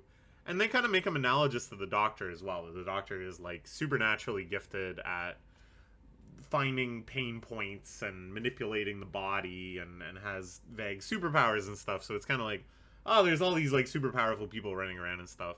But then he's just like, I gotta go like get somebody's lymph nodes out or whatever. You know what I'm saying? Like, I just don't know how they can really hope to have medical drama when there's just like mutant superhumans running around as well. But whatever, the Doctor fights him. The Doctor uses a technique where he presses the pressure points on himself to get stronger. It's very interesting that it's like the exact same thing as Kineto's Magic, where Kineto also like presses the pressure points on himself to get stronger. These series that debuted a week apart ended up having like the same superpower. And in both cases too, it's like, Doctor, that's too risky. You can't, Doctor, don't heal thyself. You'll make yourself go crazy. Your muscles can't handle it. It's like the exact same. Isn't that weird? What are the odds? Anyways, So he does that. He fights the invincible guy. This is crazy. I'm sacrificing myself to save you. No, you're sacrificing yourself to save me. Okay. But then, after all that, which I thought was like okay fights, okay stunts, um, it escalates to this really good point of, in the end, they're just like having this big emotional talk about like finding a way to live that justifies your unique and insane gifts. And it actually like kind of hit me in the emotions, you know? I was like, wow, like this is a pretty interesting idea. And, you know, it's not like I have superpowers or anything. But I think it's something that everybody wrestles with, right? Is like, I am given whatever gifts of opportunity, privilege, relationships, skills, experience, knowledge, taste. I feel like I have ended up in a position where I have many, many gifts given to me. And then it's just like, how should I live my life in a way that isn't just like grateful for these things or appreciative of these things or whatever, but is like the step beyond that of that like justifies these things such that I am doing something for the world that I can only do because I have arrived where I am. Does that make sense? I don't know. I think that's like kind of the goal of self-actualization, right? And I thought, yeah, this was well expressed, even though it's about a magic doctor and his titanium man enemy. It's well expressed, well expressed. Good stuff. It's a weird series. I still have qualms, but it's growing on me. I think it's starting to grow on me. I'm very curious where it goes from here. This was their biggest arc yet. First time they've had kind of like a proper villain, I would say. And I don't know if it's just going to be like on to the next one. I think they did a good job of like setting up this arc, that it was like the villain of a previous arc came and hired this guy. So I'd like to see more like chaining and stuff like that, kind of linked developments. But yeah, I don't know. And if they want to just do like, here's what the hell a gallbladder is. Here's what it means when your gallbladder is inflamed. I recognize that your gallbladder is inflamed, not because of my magic eyes, but because of symptoms. And now we're going to do surgery and remove it. That would be cool too. That would be cool too. I'm open. I'm easy. We will give it an A- for the month. That last chapter I thought was really strong. Okay, next. Kagurabachi, which is Kagura batshit insane. First off, anime announced. As everyone expected, this is one of the most popular Jump series in quite a while. So obviously it's going to get animated at some point. I think Psy Games is doing it. The people that do Uma Musume and others. So that's cool. Anyways, we have these talks. It's still kind of the prolonged flashback arc. There's talks between various leaders of Japan and this island nation that kind of popped out of the ground. We learned that they were like a disgraced tribe of sorcerers that ended up getting like exiled from Japan and now are like living kind of underground, fueled by this mysterious stone, which has empowered them to re-emerge into the surface and then have some sort of kind of revenge scheme. It's all very odd to me because, again, like, we know what happens ultimately. We know the setting of the story in the present day, and these guys aren't around. that's for surezies. And we know that they got wiped out in the malediction, right?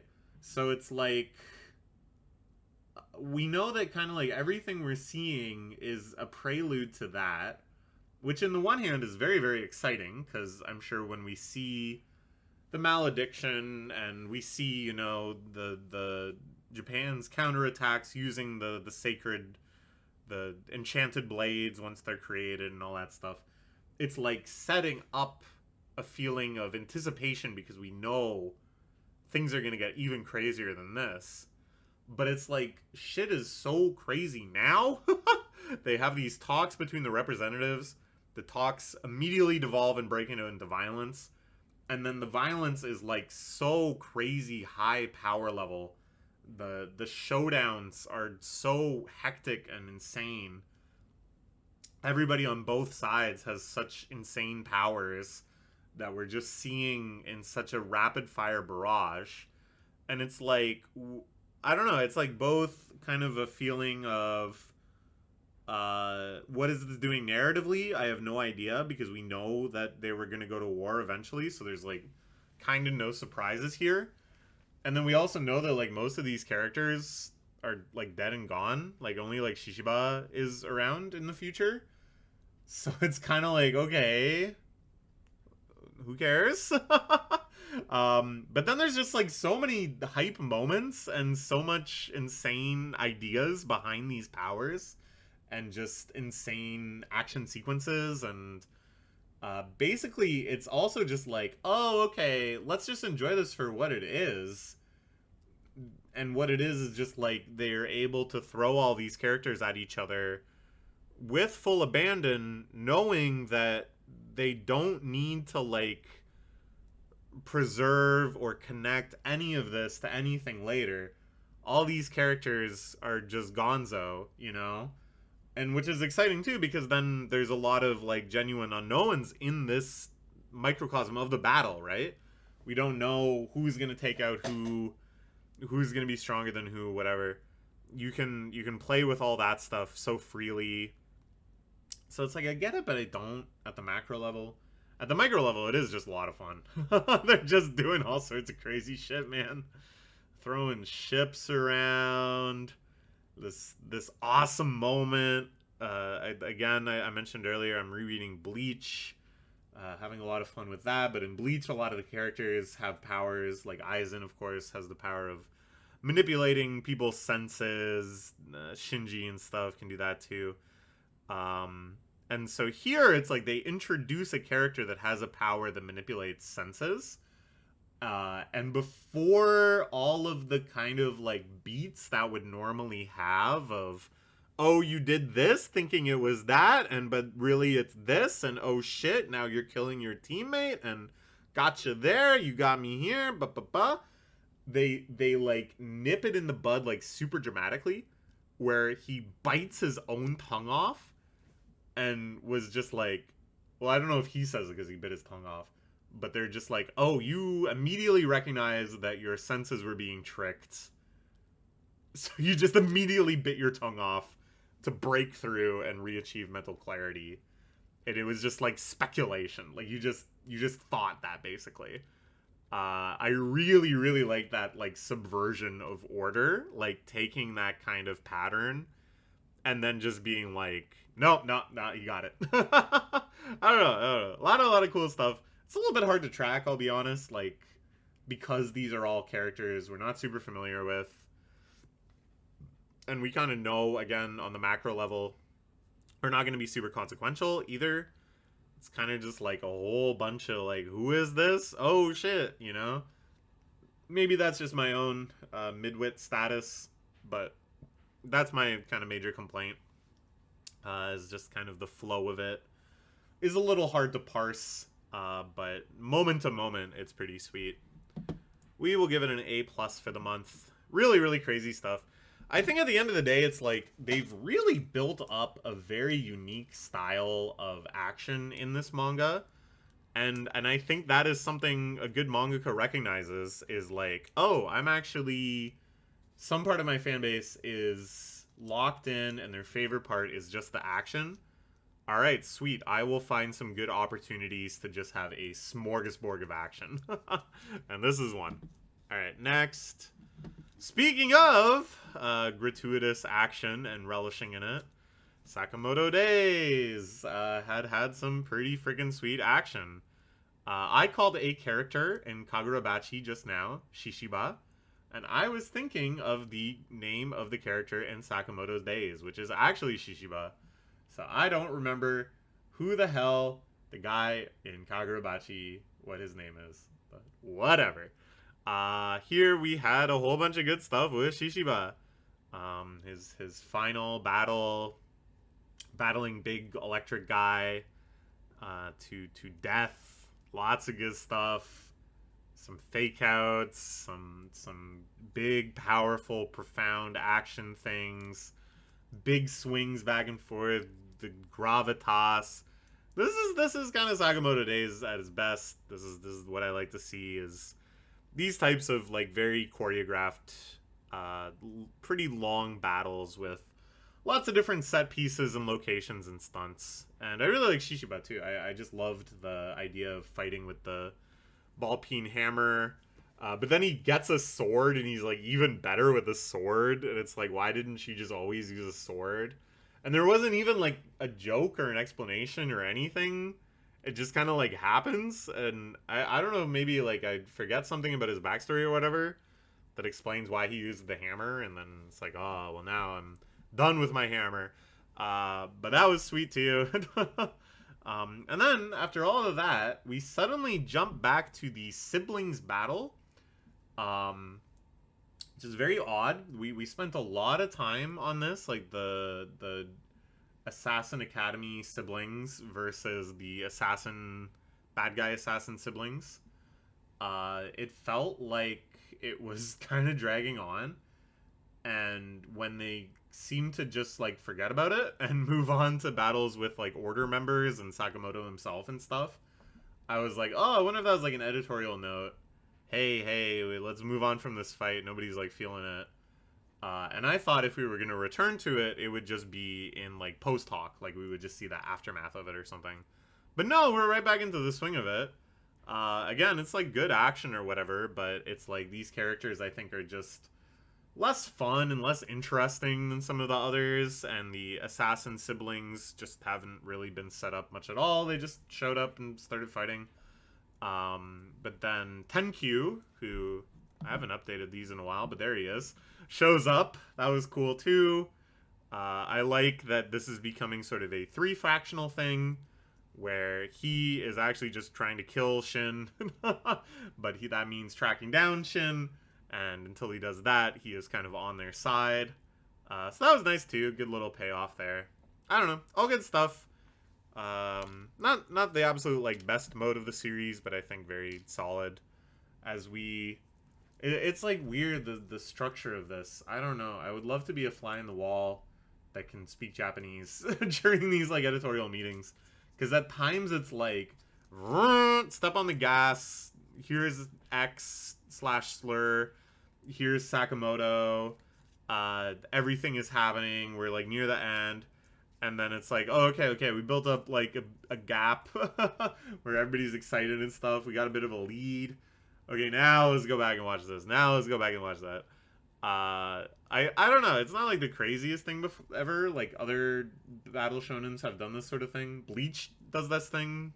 I've been rereading Bleach, so I keep thinking of things in terms of Bleach. Where it's like, oh, well, let's have a little bit of like the big, strongest foes in this arc battling it out. Okay, we've saw a bit of that. Let's go back.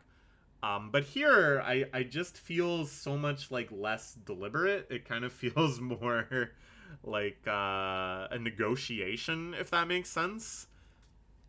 I don't know. We'll give it an S- though. I really did like all of the Shishiba battles. I think those were very, very excellent. I really like that character. It's a good finale. Okay, now let's talk about One Piece. Holy crap, some crazy stuff here. Let me check my Discord messages real quick. Shoop-a-doop-a-doop-bop-a-doop-bop-ba-da-bop-bop-a-doo. Yeah, okay. One Piece was fucking crazy this month, man. We got to see Emu, okay? I'm sure if you're watching this, you must be up to date on One Piece, but at the same time, I don't want to just be like, and this is what Emu looks like, and there's like even one person out there who put this on while they're washing the dishes or something, and now is running over with wet hands going, I don't want to know what Emu looks like, but we got to see Emu, and his design is fucking awesome, and I love it. And then Emu starts running around Elbaf and fighting all sorts of stuff. And what I am impressed with here is the restraint, where Emu is shown to be insanely powerful, more powerful than anything we've reckoned with yet, but isn't super powerful in like an uninteresting way. Like, it's not just like Emu is effortlessly tanking every attack and going ha ha ha ha. He's still blocking, he's still fighting, it's still choreographed. There's still a sense of like danger for him, you know? It's just that he's that far beyond at fighting. It's not that he's like, oh, I don't even need to fight. Because that's the sort of thing you do with like an end game villain. It's just like an easy way to kind of demonstrate there's still some huge gap between him and the heroes. But Oda resists that. Oda is like, nah, we can make him like cool. Because it's not that cool when the villain is just like, haha, you know? That's just kind of boring. It's a little dull. So here, instead, it's like a real good sense of like urgency and intensity, because it's like unclear, you know, what are they going to be able to do against this guy now? What are they going to be able to do to him later? Like, what are they lacking? What is still to come? But in a way that it doesn't feel like, okay, obviously they're just going to get mollywopped and Emu's going to fuck off, and then they're going to get stronger later and come back. It's like, no, they can actually like do stuff to him already. So yeah, the Emu battles are just sweet. I just really like the way he fights. I like the fact that he's already fighting. Emu versus Loki is awesome too. Loki is so sick. We even saw like a one-panel Joy Boy flashback. Kind of a philosophical discussion of the meaning of domination. What does it mean to truly dominate another person?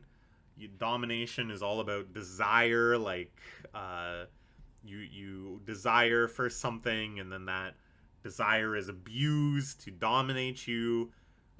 Again, it's all themes that are going to reflect back on, I think, the ultimate philosophies of like Luffy vis-a-vis Blackbeard, vis-a-vis Emu, you know, all these different perspectives on what freedom is and what power is and what it means to rule the ocean, to be the Pirate King. Crazy stuff. Crazy stuff. Again, you can go watch my videos of each chapter. I get into a lot more depth of all this stuff I am enjoying. But needless to say, I'm enjoying it a lot. I can't wait to wake up tomorrow and read yet another chapter. It's mind-blowing to me that what another era to be reading One Piece in. We're going to give it a P. This is the new highest grade any series has ever gotten in these videos. We've given One Piece a P- a few times. We gave the Elusive Samurai near the end there. Some of its final chapters got a P-. This is the first time we've busted out this new grade of P. One above P-. P for peak. What goes after P? P+? I don't know. We'll figure that out. We may need to figure that out. Really great stuff. Okay. Next, let's talk about me and Roboco. Fun stuff. One where Bondo is trying to redecorate his room.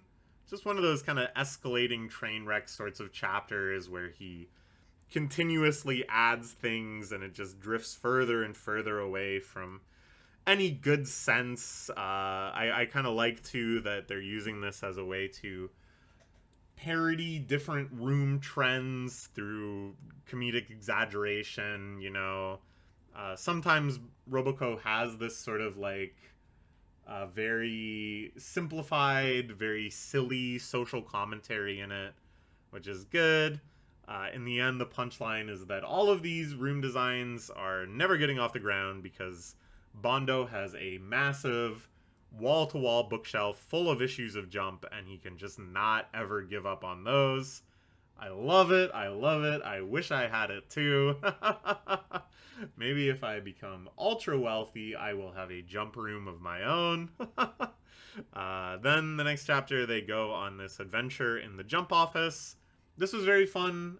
There was like basically 4 different ideas that I think could have been their own chapters, like responding to reader mail, writing blurbs or something, reviewing mangaka's submission. There's like one other, I can't remember. But I feel like they all could have been their own chapter with an entire chapter's worth of jokes. But here they just cram them all in together. Really like that. Very fun. Then there's one where Serizawa, who's like the mysterious outdoor nature man, has just gotten married. He's going to be on this newlyweds show, but he is sick with the petrification of Dr. Stone. So Roboco has to impersonate him. And is like really, really, really bad at it. Cannot figure out any of her cues. Cannot figure out what the hell she's supposed to say. What's reasonable to say.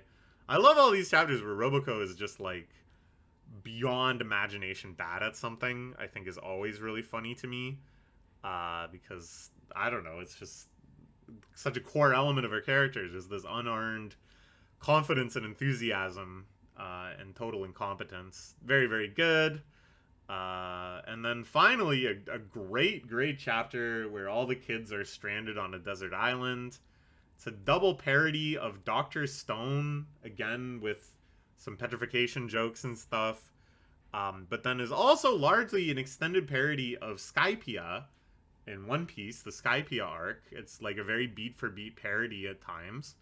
But, like, are any of the kids reading Roboco alive when Skypiea was in the magazine? That was, like, what, 2001, 2002, around there? Maybe a little later, 2003, 2004, something like that. They're gonna have to go and ask their dads. What the hell is talking? What are they talking about? What is this big snake? What does all these jokes mean? I don't get it. And the dad's gonna go, let me tell you about Skypiea.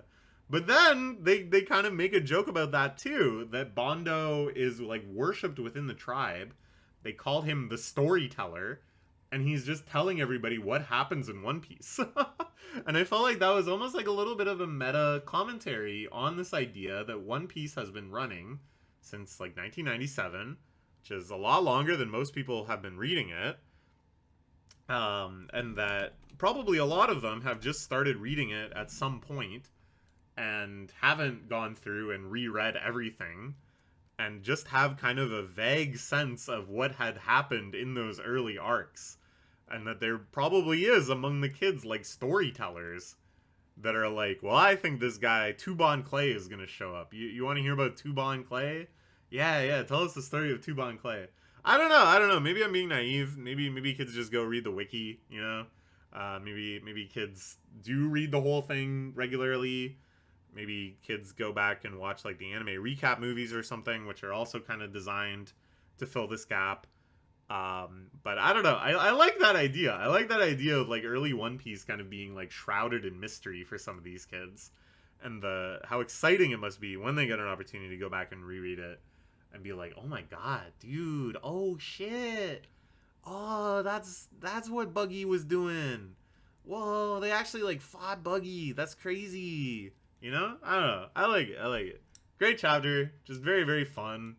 I just love the whole thing that they've only been there for like 3 days too. We'll give it an A+ for the month, as is common. Love Roboco. Next, let's talk about Ichi the Witch. New arc starting out here. We've kind of taken this. We're back in the Magic Society. We're kind of doing some world building. We're kind of doing some slice of life stuff. The new arc kind of emerges from that setting, which I really like, where these dudes show up, male dudes, who are magic cops, basically. They are the non-witch organization that tries to punish bad witches on behalf of other non-witches and non-magical people. Pretty cool. Sensible element of world building. Makes sense. I really, really like they show up because a fake Descartes is messing with people and trying to abuse her name and her fame. I really, really like that. It's a really good sense of just having fun with your characters and having fun with, like, the world building and stuff. So they like, arrest her. The Magic Cops, of course, want to recruit Ichi, One of them turns out to be his mountain buddy from way, way, way back. That's very fun. You know, really enjoying kind of the build-up, the setup of this arc. There's a good beef between him and Des around who is Ichi's real mentor, who was the one. He was his first mentor. She is his most recent mentor. Arguing about the hierarchy of those things. Then they kind of explain what they're doing there. They're trying to track down the Vanquisher Witch. So now the next kind of major villain is another witch, which is exciting. That's new. Not a magic, but another magic user. Good intrigue, you know, good setup. Then they're like, yeah, we think there is a traitor in the witch society or whatever. Somebody is working with a Vanquisher Witch. They do this whole, like, who is the traitor thing where they show, like, the 10 people that the traitor could conceivably be based on the evidence they have. And then the next page, they're like, here is the traitor. Here is the traitor. It's the Bullet Witch. The Bullet Witch is the traitor. And it's said in, like, narration, so I don't think it's meant to be a lie. I don't think it's going to be, like, a double fake out. It's said in the narration, in her, like, character bio bubble. So it's like, what? Is that meant to be, like, subversive, I guess? Like, you get faked out? I think for me, it's like, I was looking forward to kind of a world building around the Witches Association, sniffing around, learning about them. I keep mentioning Bleach, but like in the Soul Society arc, where there's all of this intrigue around, like, who killed Aizen, what is this, the backstory of all these characters, all these ancient beefs coming to light, all swirling around the mysterious identity of the traitor. It felt like they could do something like that, and it would be really, really interesting, because they do such a good job writing these characters and giving them strong personalities, and, you know, this would be a great way to kind of explore a whole bunch of them. And then it's just like, oh, no, here's the traitor. The arc structure in this series, man. I don't know what the heck Nishi-sensei is smoking. But again, it just really feels like they have a lot of really good plot elements, and they write them down on cards. You know, traitor arc, Ichi's mentor comes back. Ichi is recruited by magic cops. Magic cops are like a thing. Vanquisher Witch, a bad guy witch that's trying to team up with the World Hater. Get all these, put them in a hat, and then just pull them out at random. Boom, boom, boom, boom. Oh, there's our arc. Oh, crap, we got the Who's the Traitor card, and this is the Traitor card. We got them back to back. Ah, shit. Well, that's the will of the hat. It's just very, very, very odd to me. We'll still give it an A+ for the month. It's really, really good stuff. I'm really enjoying it. Some of these, like, storytelling decisions, I'm just like, is that, like, it is weird, and I'll give it points for it being weird. I do like when things are weird. I do like when it's something I've never seen before. And I've never seen a Who's the Traitor, it's one of these, double-page spread into literally the next page, going, here's the traitor. It does have a certain impact, but I need to see why. I need to see, like, a justification for this. Okay. Next, let's talk about the Ultimate Exorcist Kyoshi. Really good stuff here. Pretty much all just the battle against Bobo. Kyoshi versus Bobo. Pretty nice.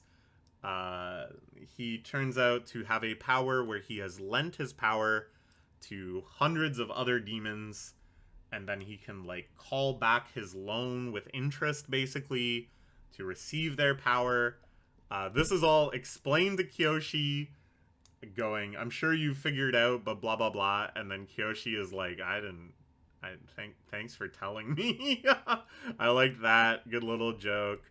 And then also badass joke of, like, oh, so to beat you, I have to exercise you 100 times. It's like, yeah, he goes like, every time you defeat me, it only removes one of these demons' souls, and I have 100 within me.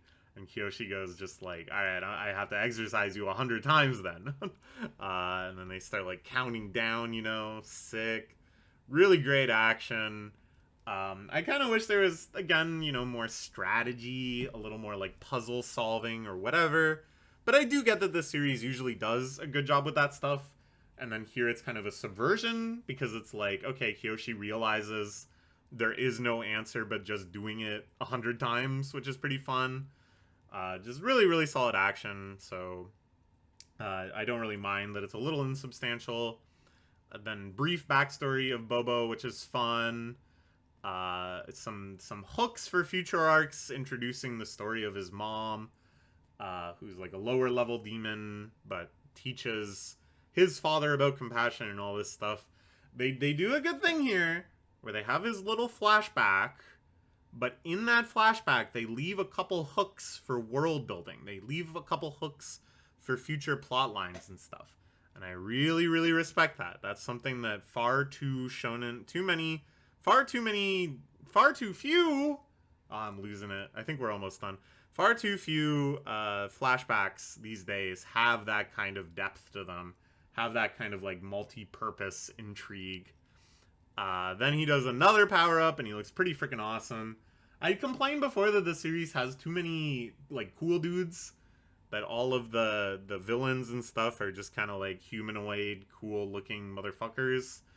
And that's true, but they still can look like pretty freaking sweet. So I enjoy it. I just hope we get more variety too. Anyways, all really nice stuff. We'll give it an S- for the month. Very excited to see where we go from here. And that's it. I knew we were getting close to the end. Sweet. Okay. Truly the ultimate exorcist, i.e. the final one we talk about. Hee hee. This was last month's tier list. Again, big concentration in A+. Here it's a little more spread out. We got some new series sprinkled into the mix. A very, very long list of series with some series ending and some new series starting. One Piece, of course, up in the P+ tier. I didn't quite make the shrunk down thing consistent with the others. Oh well. New Eyes Exorcist not in last place for 2 consecutive months. Crazy. We'll see if they can keep it up. But yeah, pretty good stuff. All right, we got there. We did it. Good talking.